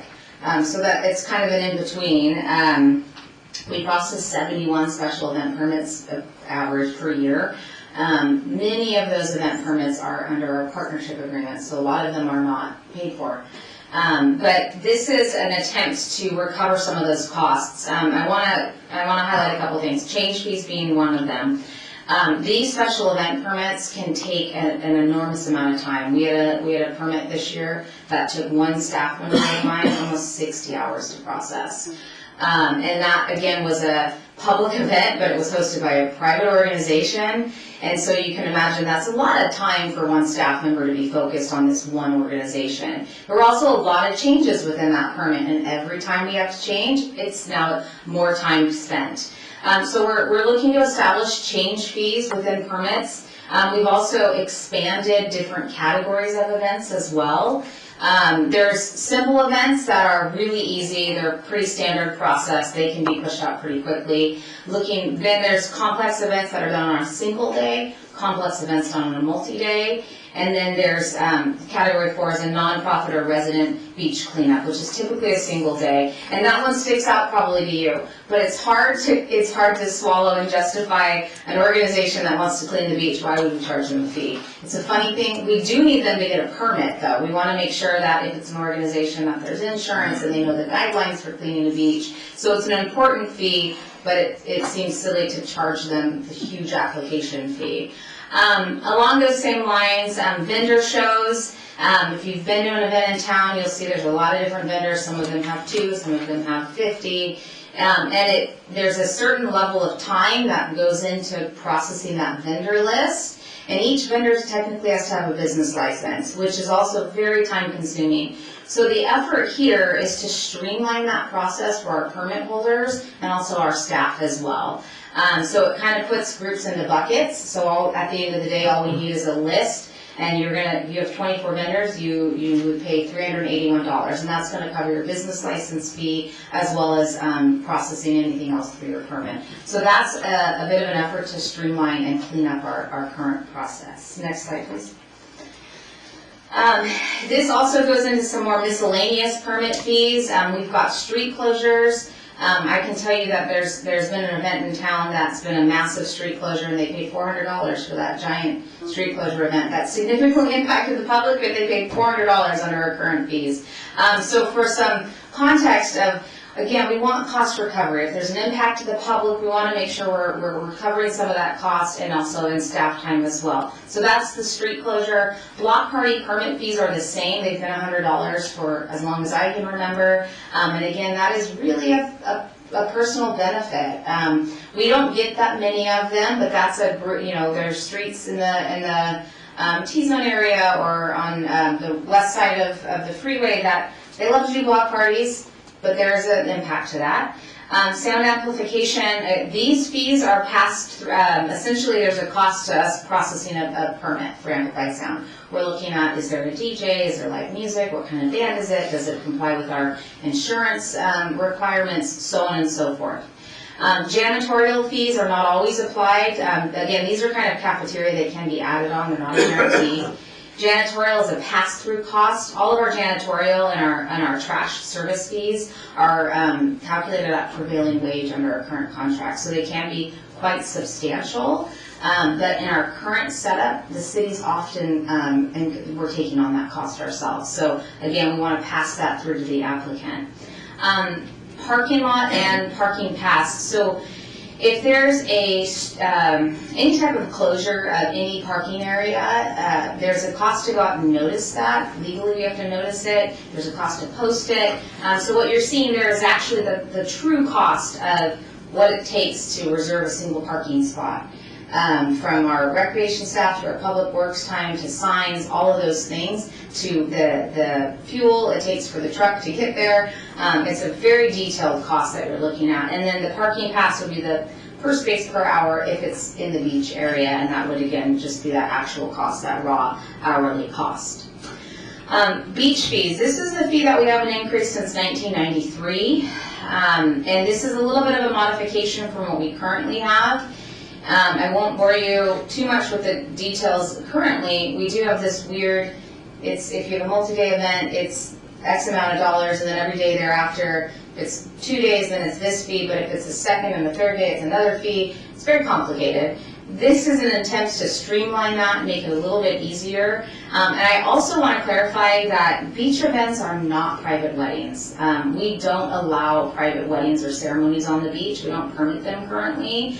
Our general rule of thumb is if you want to get married on the beach, as long as you have under 20 people and you're not going to have a massive setup and all this amplified sound and all of that, then go ahead and get married on the beach. Anything over that, we just don't allow. I think our towel space is precious to our residents, so therefore we really steer away from private use of the beach to that extent. These are for things like surf contests. Hopefully you've probably seen WSA comes in every year. Red Bull did an event at T Street for a number of years. That's what we're talking about here. And then lifeguard staff, this is marine safety. This is the cost, it's just a straight pass through of what it takes for them to get however many guards and towers for their event. Next slide, please. Let's see, we're on film permits and special use. So these are new fees mostly. We've got our skate park, our pump track. These costs were established by analyzing our existing maintenance contracts for the most part, what the actual cost is to maintain those facilities. They're recommended on a per hour or per tour basis depending on the fee. And then we're also looking at the street banner cost. The hanging these are those banners that hang across El Camino Real right at the top of Del Mar. The fee's been $367 for quite some time. You'll see the actual cost listed is $593. Again, just since this report was kind of, our report with Matrix was finalized, we were able to rearrange how our maintenance staff, when they hang those. So that $593 was on overtime. We're now able to bring them in on regular time, and so we've been able to lower the cost to $404. And that's, again, 100% cost recovery. We don't provide discounts on that, and we likely will not. And then there's a banner fixed fee, that's a new one. We've had it that a banner goes up and the applicant says, oh, that was totally wrong, that's my error. Now we have to go back out and change it, whatever it may be. So that's a fixed fee. And then commercial film permits, we only see about 14 to 20 film permits per year. But again, these are 100% private benefit or commercial benefit. So you'll see increases across the board. In my doings and workings with these film production companies, our rates are substantial. Currently, they're very cheap. They love coming to San Clemente because we are fast in our processing and we're a really good rate. So there's a good level of confidence that this is not going to also impact our users and our permitting either. Next slide, I think, leads us to questions and comments. I know we went through some of that, and that was a drinking through a fire hose, so thank you. I am happy to take any questions if there are any. On the block party permit, Yes. is there's a street closure and then there's a block party permit? What's the difference? Great question. So a block party is really something for the residents on that street. It could be if you live on, say, Cristobal, and you want to close the street because you're having a festival for your neighbors. The street's not technically allowed to be closed, but you can do things within the public right-of-way, if you will, and you can put up barricades notifying of an activity happening on this block, so it slows traffic down. That's a block party. It's really intended for private residents. They have to go through and get signatures from everybody in their little zone of where their block party is. A street closure is something like, I'll use the example of when Rhythm and Resin was in Los Molinos, in that area, down by Bonita Canyon. So those streets were closed off. That's considered a street closure. Del Mar is a street closure. When we close for Fiesta or Car Show or Glitz, those are considered street closures. So they're a bit more broad public event. Does that clarify that? So is the cost because it takes staff to go down and Yes. barricading and stuff? Yeah, so a block party, it's really the onus on the permit holder. So that one person applying is required to go out and get their barricades and their signs and all that and make sure that they have proper setup on the street. They need to go around and get the notice and all of that. The street closure oftentimes is our cost of going out and making sure the postings are done correctly. Sometimes that we'll have to provide barricades. That can happen from time to time. And then there's also an additional cost specific to street closures of traffic engineering review.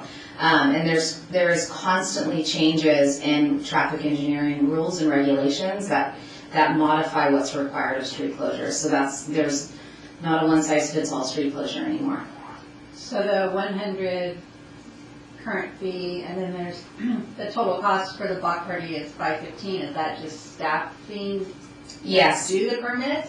Yeah, it's that and the impact to public space, if you will. So the use of the public street as part of their permit. So they're renting the whole street? Essentially, yes. Thank you. Is there a reason why the default for certain like private interest items isn't to make it 100% or more of full cost recovery?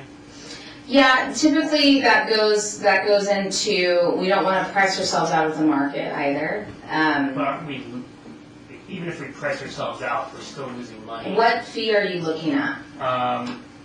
Like non-resident pool fees or like private wedding venues, film permits. Because there's, and on top of just the cost of the city, there's also the cost to the space as well. There is, yeah, the cost of space. So that film permits are what the fully boarding cost is what the proposal is. The non-resident the non-resident swim fees, you certainly could go within the fully burdened cost. That would be up to the commission and council if that's the decision. Staff's opinion is that will be, you'll lose quite a few customers. You'll lose 83 swim pass holders. Maybe that's not the end of the world. But that is part of kind of the healthy ecosystem of recreation as well, that we do have non-residents that come in and can help support lower resident rates as well. Okay, I guess I'm having a hard time understanding how the non-residents are subsidizing residents if the non-residents are subsidized. You know what I mean? Like, if we're losing $600 per pass them, so. Yeah, I think the best way I can answer that is we're subsidizing the pool no matter what. If the commission wants to pass on that fully burdened cost to non-residents, we can certainly try it. We've never passed on a fully burdened cost for fees, for aquatics specifically, and as far as I can remember. Can I comment on that? Absolutely. I think the risk is that you raise it to the point, it's the we don't want you to swim here point, and instead of getting $8, you get 0. Yes. So, yeah, you kind of have to subsidize them a little bit to gain revenue. Like you said, not pricing them out of the market. Right. Yeah, so Yeah. it would be good to know like what the price elasticity is for non-residents, or I don't know, it's probably too great. Well, I think something else to consider is, I think San Clemente, we're such a welcoming community, and I worry about the us versus them message that might send if there's such a price discrepancy. I know that we want to take care of, obviously, our residents, and the residents do get a discounted fee, but if there is such a huge discrepancy there, I know I have my friends come all the time, and they're like, we love coming to San Clemente, it's so welcoming, it's so open. I think that's part of our fabric as well, that I think is a point to consider.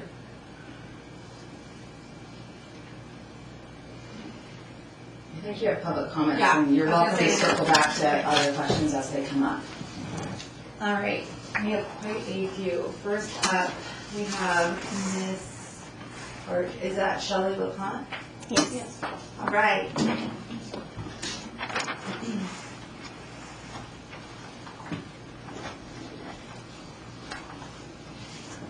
Good evening.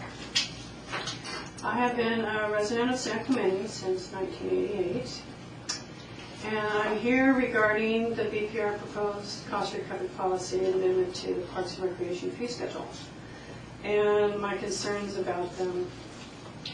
I support that the fee schedule needs to be amended, especially since there hasn't been a change since 2009, except there are some discrepancies between the agenda and the itemized fee schedule and some items mentioned in the agenda proposed fee changes that are not listed on the matrix fee schedule, like the campus and class programs are mentioned in tier 3 in the proposal in the agenda.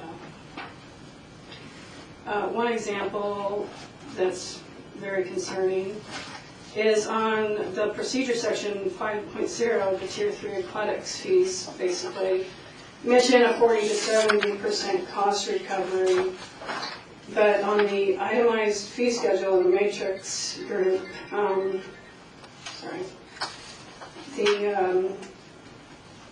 the matrix group compiled for a residential adult swim pass increase varying from 134.5% to 146% increase, whereas like has been mentioned tonight.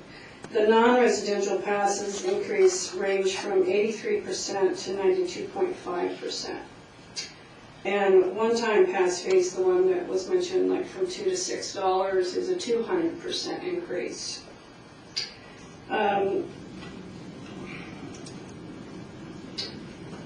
In other words, the tier percentages on the agenda were not applied, if I'm calculating this correctly, according to what in balance effect with the matrix fee schedule, and show the concentration fee increases mostly toward city residences.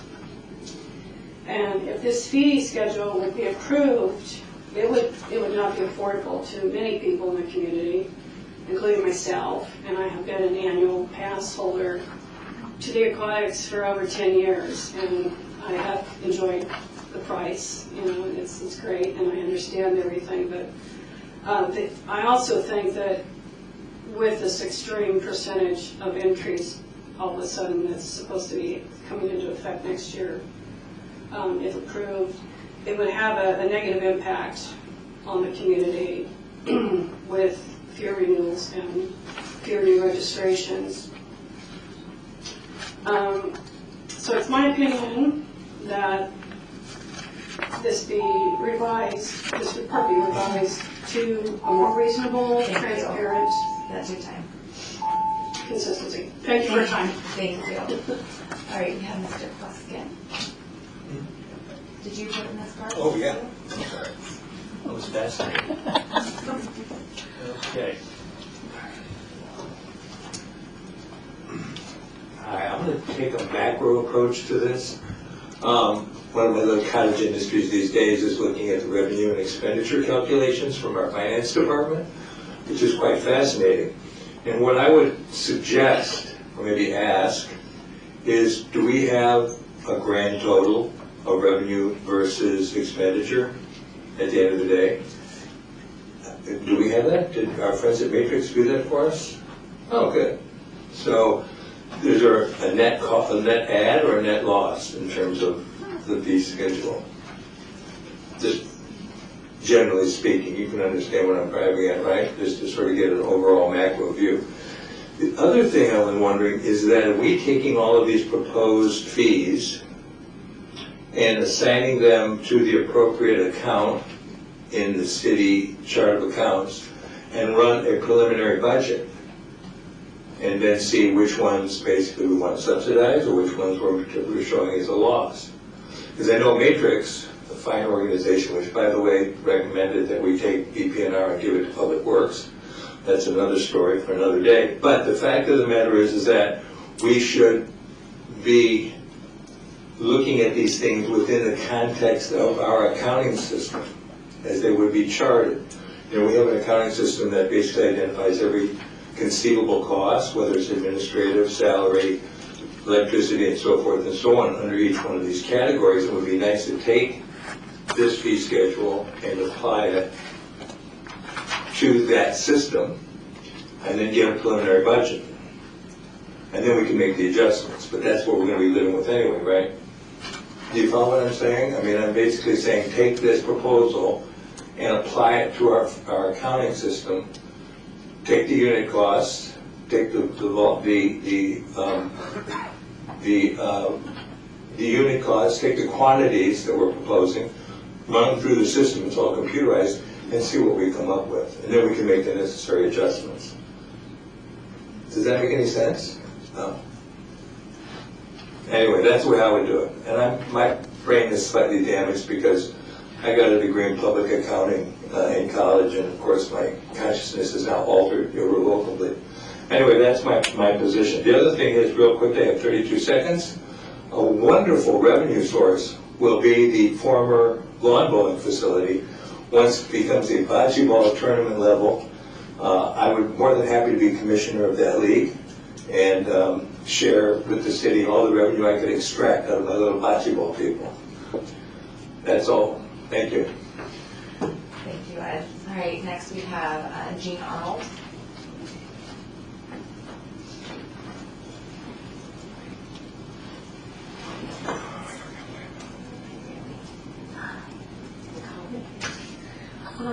I wanted to just make sure when I'm a lap swimmer, so I know where I'm coming from, and my kids were on swim teams, so I'm a pool person. And I just want to make sure when you're deciding what to do, that you look at comparable prices in the nearby communities of Laguna Niguel and Mission Viejo. Mission Viejo was not specifically itemized in the Matrix report that I received in an email from Debbie. Because both those communities have 50-meter pools, 25-yard pools. So it's a good comparison. And if we go to the prices that we're suggesting, we're going to be Or maybe they need to do a matrix report, because maybe they haven't changed their prices since '09. I don't know, but you might want to look at those. The other thing I wanted to know is, will the recreation classes that use the pools and the other facilities, would their prices, the fees to use said facilities be increased? Have we thought about that? Is it in the report? Like if you go and take a dance class at the community center, and the cost to use the community center room is now going to be more, shouldn't the dance class, the people using the facility, pay more as well if they're taking a rec class? And the other thing, I was just curious, I want to know what the San Clemente Aquatic Swim Team pays to use the pool. They use it a lot, and I'm really glad they're there, and I want them there, and it's important to the community, but I can't seem to get anyone to tell me how much they pay to use the pool every year. It's got to be public. I don't know where to look on the website to find it. Do any of you know how much that is? Because I didn't see that quoted as an income amount, which I would think is substantial for pool usage. They use 8 or 9 lanes from 4:30 to 8 o'clock, 5 days a week, 2 hours or 2.5 hours on Saturdays. So it's considerable too. I'm not saying I want them to pay more. I'm just curious as a resident what they pay. Is that something I'm allowed to know? And I'm only allowed to comment, I'm not allowed to get answers on anything? Is that how this works? Who do I call to get answers? You can call this one. Okay, thank you. All right, thank you. Next we have Amanda Quintanilla. Oh, wait. I know, Quintanilla. I can't. Pass my bedtime. Actually, it's Quintanilla, but yes, I should just write down Amanda, and that'll be fine. And I want to thank Commissioner McCann for always being inclusive, mindful, and respectful of, regarding proper notification, and basically informing the public of any grants or funding that is available, because sometimes people live on a tight budget, so I think it's very important to be inclusive of people and letting people know that there's available grants. And as well as thank you, Commissioner Grace, for also mentioning and bringing up that some rates were even double, and that's a concern. I grew up in town and learned how to swim at Old Hanson Beach Club, and I'm really mindful of how much is lap swimming. I don't do that anymore. However, I do hear what the members of the public mentioned. We don't want to put a burden on people as far as doing laps. And so I know Director Wiley first mentioned about taking back our city property, and I think it's important to give credit where credit is due. And a couple years ago, a group of residents with support of Mayor Pro Tem Laura Ferguson basically band together, and the goal was to take back our city-owned property, and that was in relation to 24 Carats at Old Hanson Beach Club. Unfortunately, there wasn't that much support from the members of the city council. However, with perseverance and different council members and city managers, this was brought to the city council, and their contract with 24 Carats is expiring in September of 2026. But and I was glad to be a part of that group. We reviewed the contracts of Dave Cooks at San Clemente Municipal Golf Course, FAM, which moved. They're no longer on city-owned property. And we even had Councilmember Ferguson's attorney and my attorney review the contracts of consultants and these contracts of city-owned properties. So it's really great that there's been some changes, and we'll be seeing further changes in the future. But thank you so much. I really appreciate it. Thank you, Amanda. All right, next we have Anissa.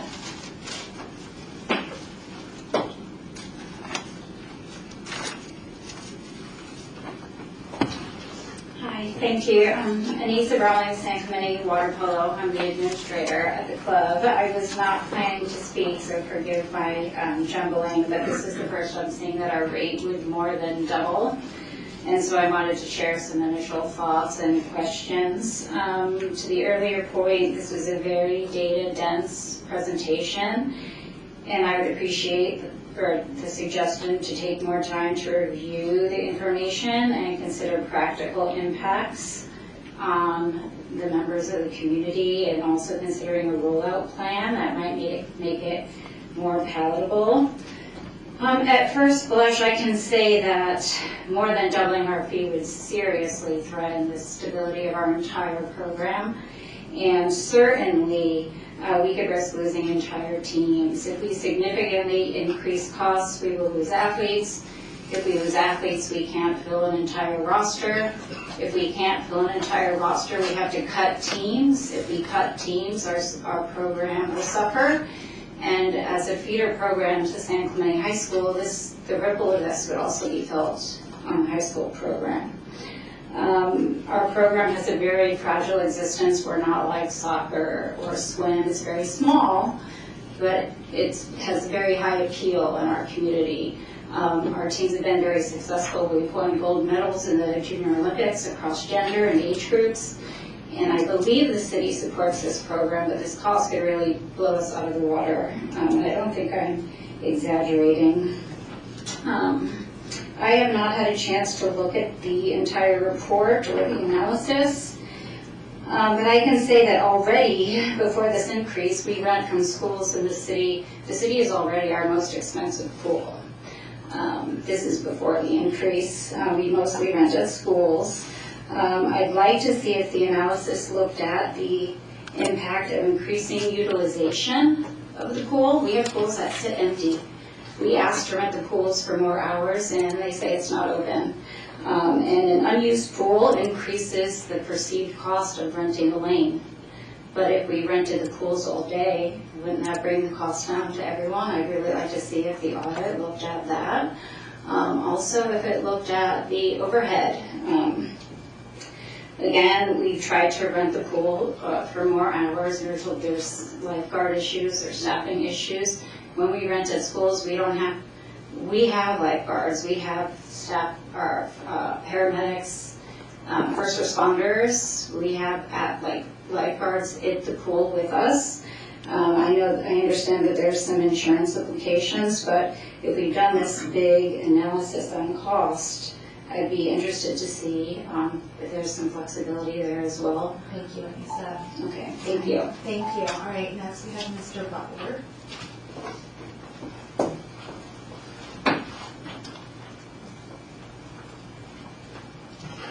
Hello, Commission. Start by saying my comments are preliminary. I haven't had much time to review this, so there may be some stuff in there that's already answered, and I apologize for that. That said, I would encourage us to take a closer look at this proposal. I think carefully about how to build a sustainable, mostly self-recovered cost model, one that supports world-class facilities, provides affordable access for residents, and ensures market rate pricing for non-residents, with appropriate exceptions for youth or community sports organizations that generally need financial assistance. First impressions, these proposed increases seem a little modest, maybe even too modest. They appear to barely reach cost recovery, and after so many years without adjustments, that may not be enough to keep us ahead of inflation, labor costs, maintenance, or future contingencies. I agree we shouldn't continue to subsidize external users through the general fund. Our city isn't flush with large tax revenues, and even every dollar spent to underwrite non-residents' use is a dollar not billed for critical infrastructure repairs or community projects. We provide a service that should be funded by the people who use it, not by diverting it to the general fund resources. It's just not good budgeting, in my opinion. I would support, I know there's some concern about what if we do this, people disappear. I would actually support aiming for a higher cost recovery percentage in year one, maybe even full recovery, and then monitor participation and see what happens. If you do this up front and there is fallout, you can adjust, but if you continue to take the model where you take a $4.8 hit every year, you start to build a massive deficit that does go to the general fund. And again, I feel like, I don't think people will perceive us as not open to them from the outside, but if they see us as the cheapest game in town, that may be why people are coming here expecting those types of services. Again, just going back to contingencies, I think that's something to be evaluated is in the fee structures, how do we build contingencies to create more world-class facilities and support growth and evolution of our facilities. Thank you very much. Thank you. Okay, next we have Mr. Arnold.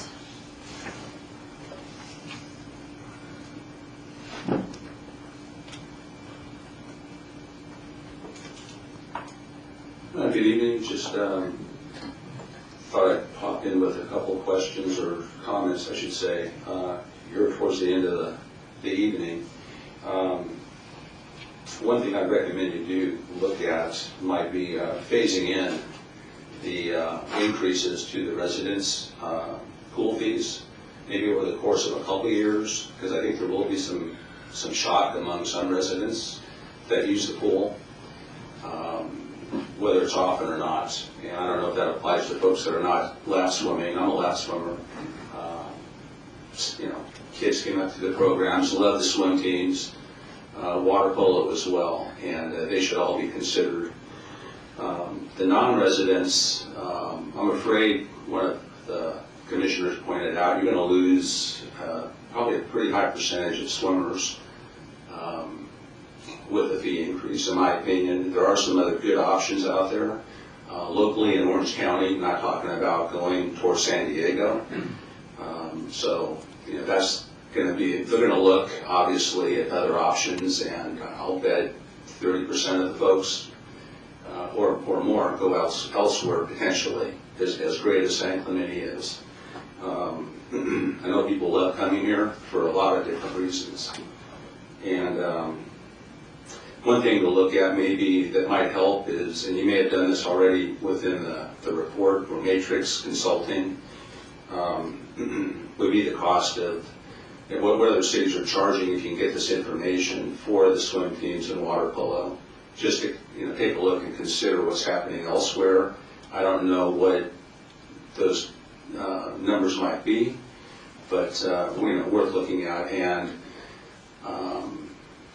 with family that are kind of involved in swimming and coaching over the years, I know it costs a heck of a lot for these teams to pay their coaches and make a little profit potentially for the ownership.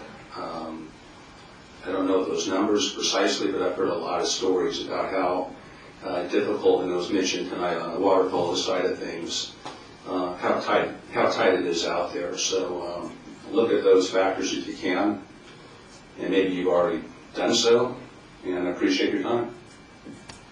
All right, thank you. And then finally we have Mr. Matson.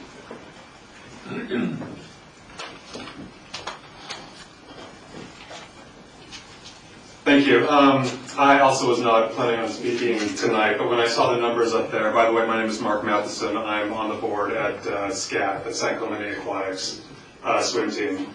I see that our fees are going up quite a bit. That has me concerned. I am hoping that the commission will consult with the clubs that Cleveland Swim Club that support so much of these facilities, pay so much in these facilities. I think the primary contributors to the facilities. I don't think we've been contacted yet. It would be nice to have a seat at the table so we could share with you whether or not the new fees are sustainable for the program. I think some of the comments that were made were, if it's not sustainable for these clubs, there goes your revenue, right? If we can't sustain them, we have families that we support. It's already really expensive out there. We try to keep our fees as low as possible. We're a nonprofit organization, but this will impact that. I do expect, just seeing the numbers on the board, that we would probably lose swimmer and swimmer families, and as you know, we also have obligations to keep up a certain membership. We have obligations to keep up a certain percentage of San Clemente residents. And all of those could be impacted by it as well if we lose our families. Other thing I might mention is, and sorry, I didn't get a chance to take a look at the policy, but usually when I see policies like this, because this is so dramatic, they usually have a not to exceed a certain percentage so that they ratchet up and they don't shock the system, they don't shock people, they don't shock these organizations. I don't know if this policy has it in place or not, but just something perhaps to think about. That's all. Thank you. All right, thank you. All right, Commissioner, let's open it up for discussion. Comments? Do you have? Some comments, if things we look at wrong. That is okay. You want to know them? Yeah, just a couple of comments. I'm only on aquatics because that's the only one I'm familiar with. I swim every other day at Mr. Hermoser Pool. And I just wanted to highlight some of the ones that stood out to me. One was the lap swim going from, for youth and senior, from $2 to $6. And the other one was the annual pass for adults going from $200 to $469. And so I don't know how Matrix did their study, but when this pool is closed, I go to Oceanside, Carlsbad, Laguna Beach, or Laguna Niguel, and their day pass is $5, $2 at Laguna, and $5 at Laguna Niguel. Their annual passes in Oceanside is $350. In Laguna Beach, it's $88. In Laguna Niguel, it's $240. And for the youth and senior, it's only $140. So the recommendations from Matrix, I'm not sure exactly who they surveyed, but they didn't survey kind of the pools you can go to when ours is closed. So my suggestion, and I'm thinking about the mom with 3 kids, that if she goes today, it's $10. If she goes after these come into effect, it's $26. And maybe the thought comes into her head that I can think of someplace else to go or do something else. And so the revenue goes from $10 to $0. So I think the suggestions that I was getting was that maybe a partial increase now, a reasonable increase, and then gauge the response might be something to think about. For the annual pass, instead of going from 200 to 469, you might go from 200 to 300 or 200 to 350. I don't know, but more than double seems extreme to me. The methodology in Matrix, it almost seems very scientific. There's a lot of numbers and data and percentages, but those percentages are very subjective. I mean, how much value or how much benefit does it add to the community versus me if I go swimming? They say 40 to 70%. I don't know where they get those numbers from, but so I didn't understand the methodology. I think we need to do 2 things. I think we need to make the stakeholders, in this case for aquatics, the swimmers, aware that these fee increases are being considered, and that I mean, I go every other day. I didn't see anything about these fee increases. I only know about it because I'm on this commission. I guess there is like a little placard saying fee increases are considered, and go to this website if you want to find out about it. But I didn't see it. We have the email of all the annual pass holders. We could very easily just send them an email with an attachment of the fee increases and ask for solicit comments and say what they think about it. Ask them, you know, what's the pain point at which you would just say, I'm not going to do it, or whatever their comments are. I think we need to post the proposed fees at the pool for those people who don't have annual passes, so that they walk into the door or when they walk out of the locker room, that they see them right there and they can give us some input.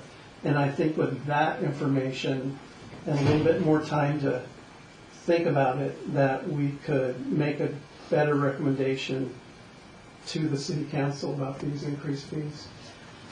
Okay, I have a couple of questions, Samantha. When coming up with these proposed new fee items, and to Commissioner Hausman's point, other communities taken into consideration, or was it just strictly based on the matrix?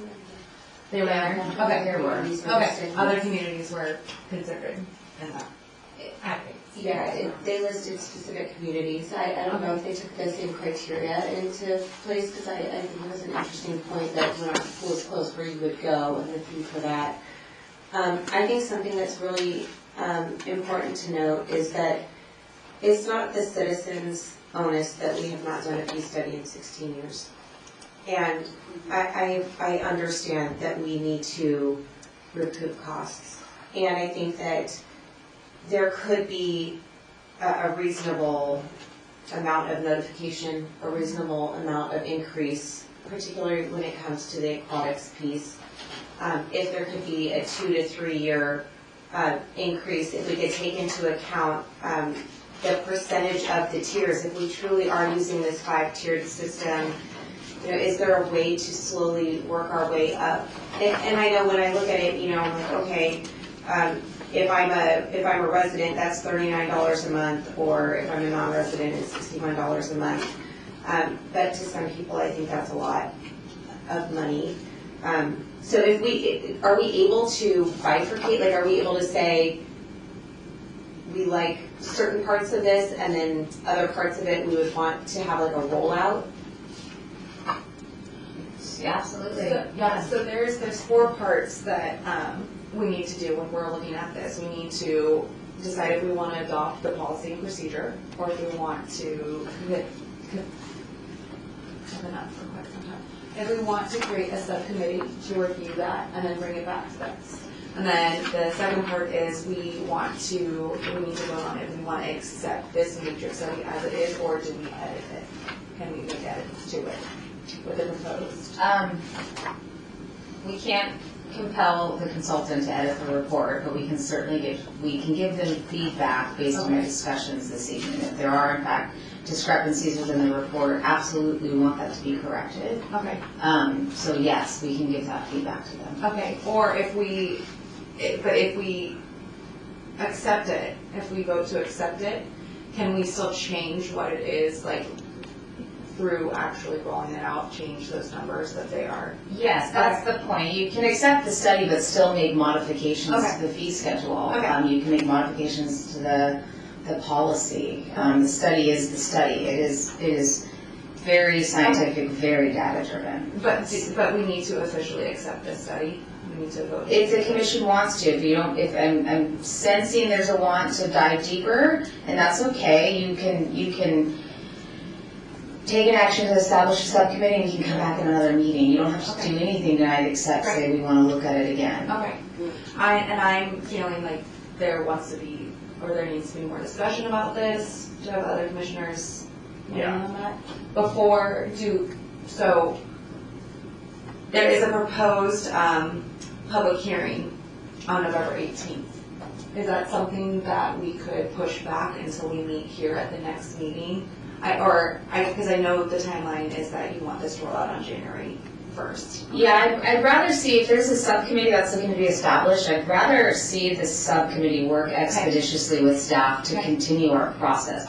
Not to rush it. If the public hearing, we're not ready, I'm saying that because there's certainly opportunity to call another meeting for the commission. We can call a special meeting. This could be the most efficient subcommittee in all of time, and we iron it out and we meet in 2 weeks. That's fine with me. So we have flexibility if that's the case. Do I have any motions to create a subcommittee to continue review of this? Is there anyone wanting to do that? I'll motion to create an expeditious. And we're, just to clarify, to specifically review the aquatics portions of the fee increase? Well, I would say the policy procedure and the study overall. Because if you're pulling, and that's a discussion within the committee, but the aquatics seems to be a pain point, right? But I think that if we're doing a fee rollout, it's going to be all of it at the same time, correct?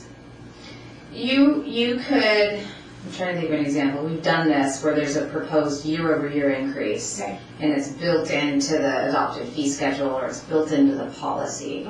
And that then allows people to anticipate Next year, it's going up 10%, and I'm gonna anticipate that increase. You can build that in. Okay.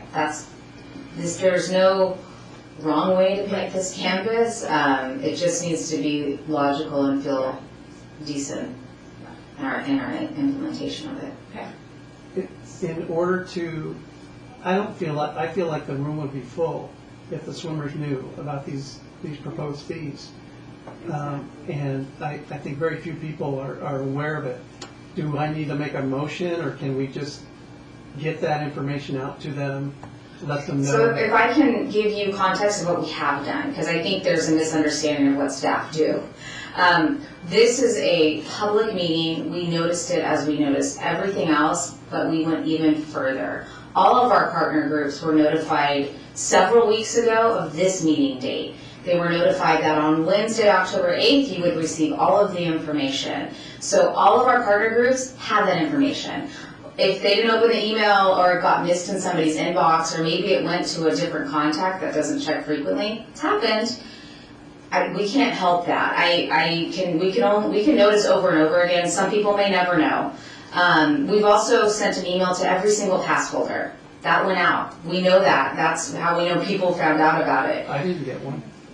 It went out, and I have all the records to show that. So I'm happy to continue to notice, but I want to make sure that the public's aware and the commission's aware. Staff notice. We're not trying to keep everybody in the dark on this. I'm fully aware that the aquatics fees alone, that's going to excite a lot of conversation. I get that. Our front desk staff have heard about it.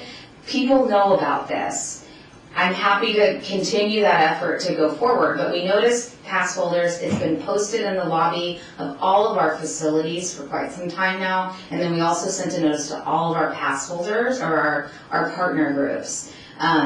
If there's another method to do that, I'm open to it. I think all I'm asking is, instead of putting a page that says there's going to be a meeting about fees, and then there's a link on a piece of paper, is just to put that fee schedule for aquatics at the aquatic center, and where you see stuff is on the door when you walk in, and on the door when you walk out of the locker room, or the kind of the notices that you notice. So I think that's something that can be discussed in the subcommittee.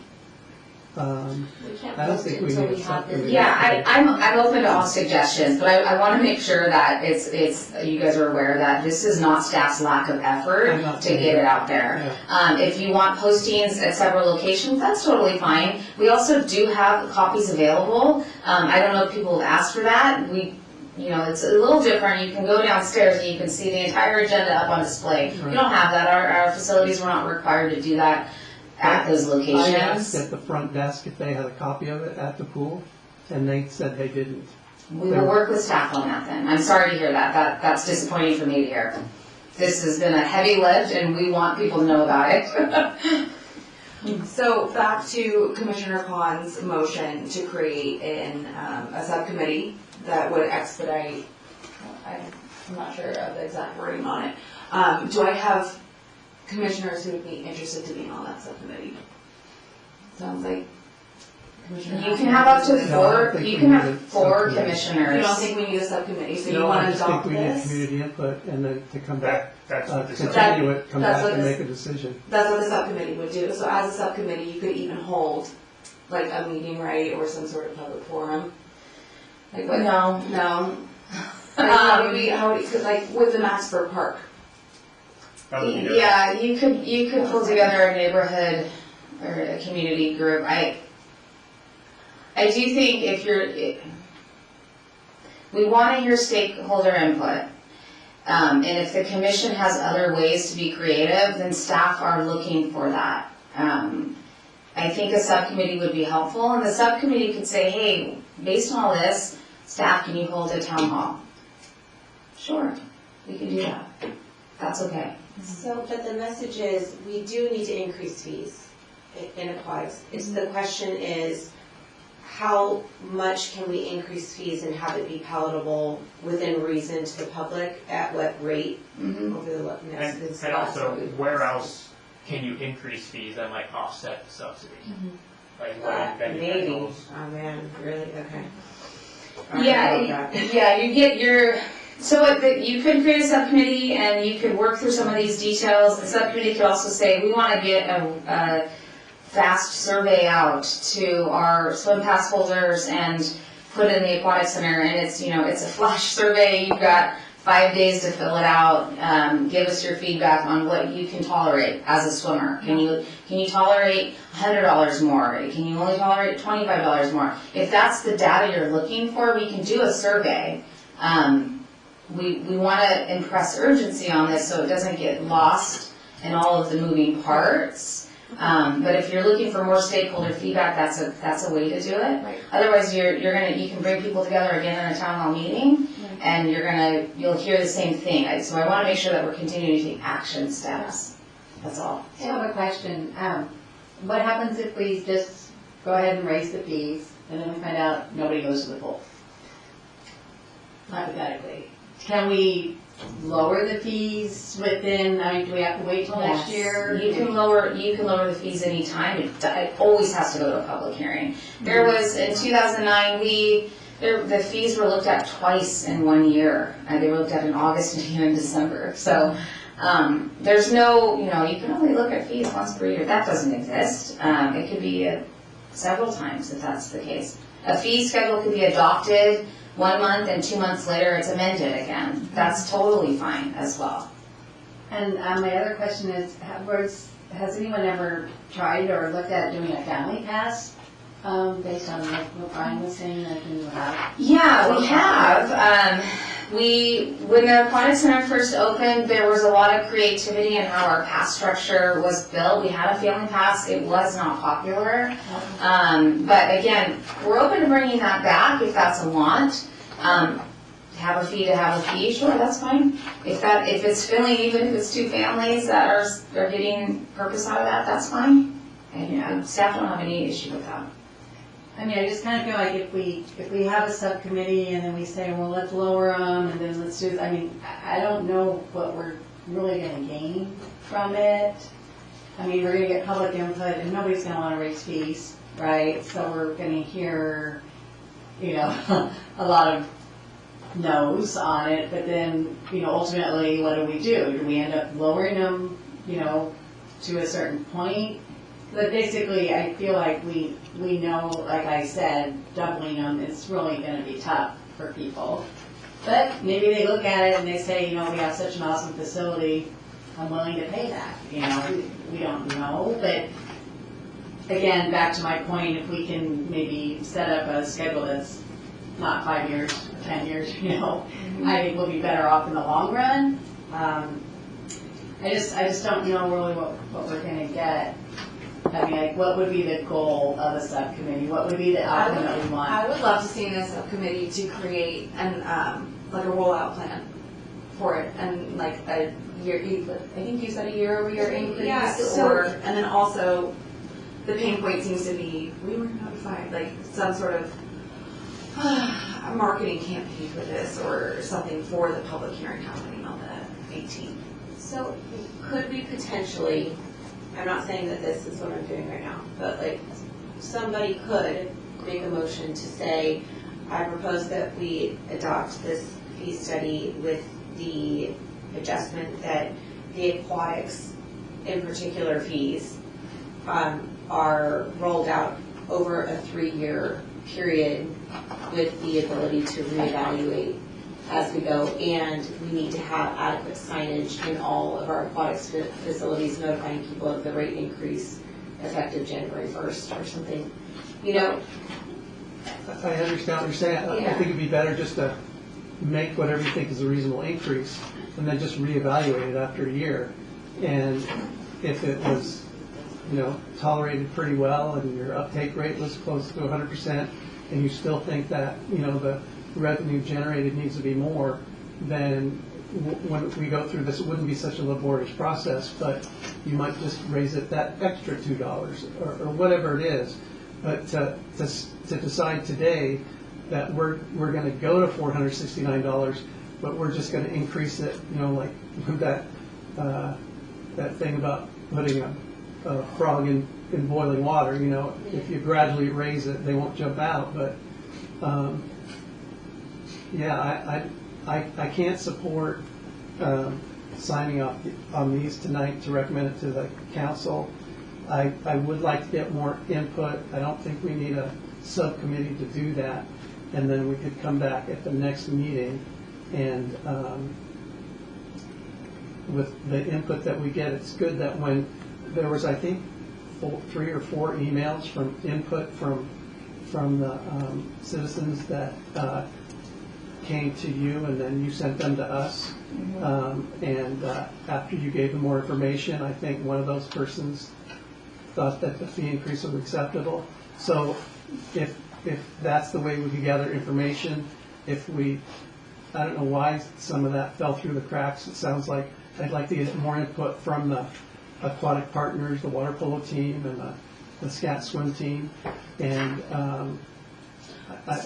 and then come back and make a decision. I am in favor of increasing the fees. I think we do need to get more revenue to pay for the cost of the increasing cost of the facilities. So I'm not against increasing fees. I just think that we need more information and more time to make a reasonable decision. Without a subcommittee, how would you suggest we gain more input? By posting those things at the Aquatic Center and by sending out those emails again. I don't know if there's a glitch or maybe it did fly by me that I got an email saying that fees were going to increase at the aquatics. So that's more notification, that's not gaining input. So, but soliciting, with that email, solicit input. So adding in And the then survey. it goes to staff and staff sends it to us. And then we don't have to have a subcommittee, but everybody gets the information. And then when we come back, we can have a discussion about the input we got, and then hopefully at next meeting make a decision. And then I don't know what the timing is. It seems like we meet every 2 months. It sounds like we might have to meet again in a month. Have a special, call a special meeting for it. In order to forward to the city council meeting on. Yeah, that was a targeted date. If that has to move because the commission doesn't feel ready, that's okay. Yeah, I think we'd have to push it back a month. So We would still hold another meeting ahead of your next meeting. You would want to do that. I think it's, in my experience, what I'm hearing is we do want more stakeholder input.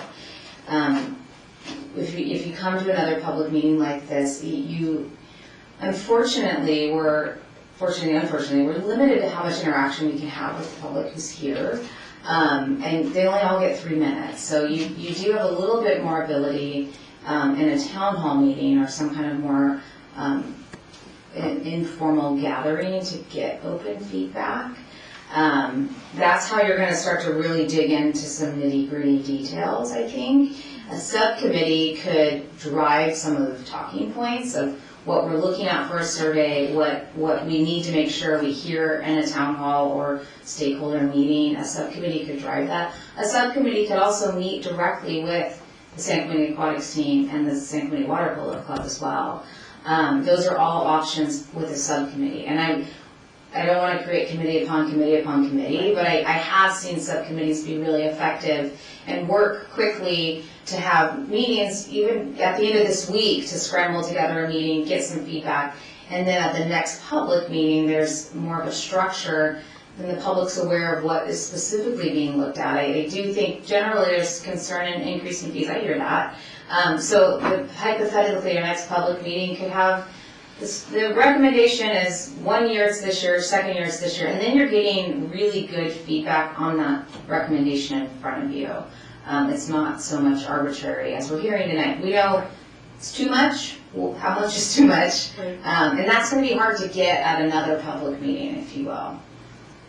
Samantha, in that scenario, so would we be able to provide the public some information? We had a lot of questions about how much revenue are we getting from these different programs that were, paint kind of a fuller picture of the aquatics revenue that we're intaking, and then also the cost, so that the input we get is balanced with the information. Yeah, we can absolutely do that. I think, again, this is we're not living in an uncharted territory. This is a very common conversation we have in local government about what is actually being paid. As it turns out, our rentals are not the bulk. The aquatics team and the water polo club are not carrying the water, no pun intended, for revenue. It's actually our pool classes, it's Kane's private swim lessons, those are the classes that carry the bulk of our revenue generation.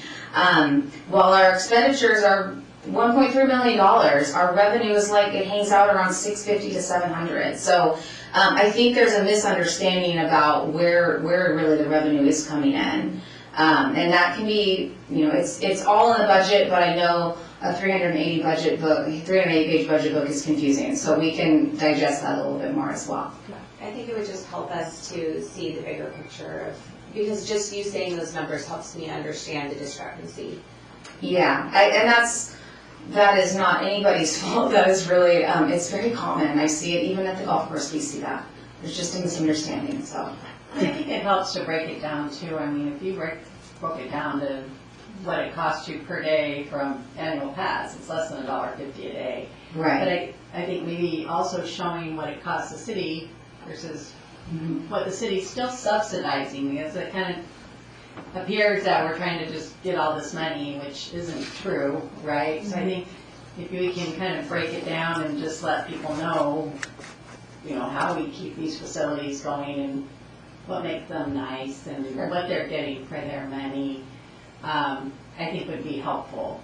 I just think, for me, it's just hard because, again, we haven't done it in so long, it's this big, huge increase, and that's the only thing that gets me. Not that it's not warranted, I just feel like it should have been happening. And that was the intention with the proposed rates. I know they're high, but we by no means, we knew we couldn't go with that fully burdened cost. That was really out of line. So it's okay to look to lower those temporarily, year over year, so we can get to that. That's fine. Okay. So one way to do it would be to create a subcommittee, have a town hall, continue this agenda item to a future meeting, perhaps have that future meeting sooner than we normally would, and then make the recommendation to the, okay. Yeah.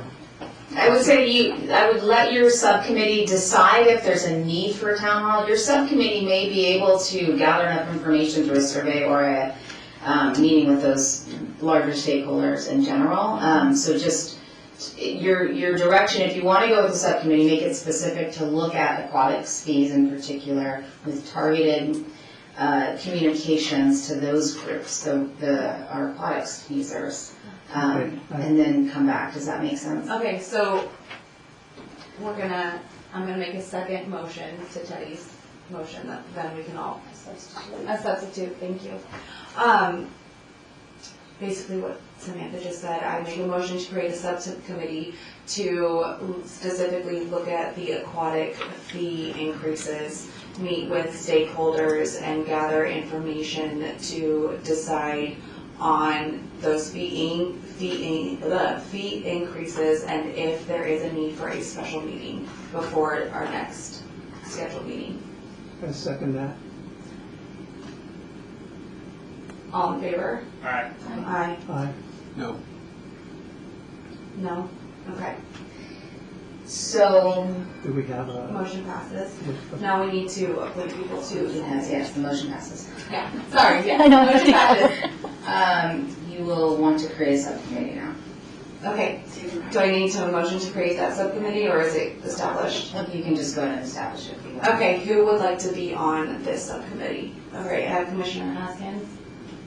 You can have up to 4 on the subcommittee because we have 9 on our commission. So for those that are absent, is this something that we could? You'd want to appoint them now?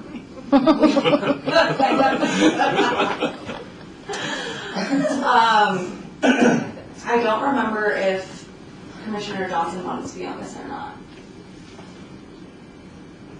Anyone else? It's a subcommittee of one. Brian, I look forward to working with you. Could we always do a vote later to add someone else to this committee? No, because I'll join. Okay. Oh, you You can select somebody who's not here. Yeah. Put Thor on. I would love to put Commissioner Johnson on it.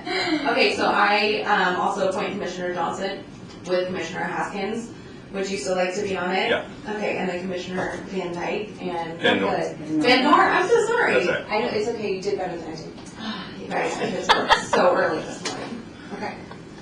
Okay, so we have 3 members on that 3 subcommittee. members on that subcommittee, and that is an expedited subcommittee. Challenge accepted. All right. Okay, back to our agenda. Item 7A, Commissioner Grace, Pure Pride Foundation. Oh wait, do we need to vote to table this, or is that's it? That was in, I believe that was in your motion. That was, Yeah. Come up at a later date. Yep. So on October 2nd, we had our Sunset Dinner fundraiser, which was a wonderful evening, beautiful night, very successful. October 19th, which is Sunday, we have our pier jump at 11 a.m. If anyone wants to go down and watch people jump off the pier, kind of fun event. December 5th, we have our pier tree lighting. So as y'all know, the tree was donated or paid for by Pure Pride. They're going to do a special lighting event at the end of the pier, and it's the night before the Glitz, so that should be a fun event too. Time to be determined, probably early before sunset. So lots of good things, ahead, but for this year, those are the main events. So. Okay, thank you. Do I have any proposed agenda items for our December meeting? I would like to propose that we hear tentative timelines for our work plan items.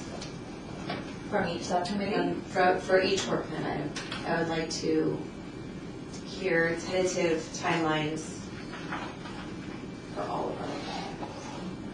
Is that something that we need to vote on, or is that something that can just be said? Work plan item updates. Yes. Everybody good? Let's take a vote just for Okay. good measure. I make a motion that we add to the next agenda, work plan item updates and timelines. Can you give a second? I'll second it. Do we need to rock, paper, scissors? I think he was first. Okay, all right.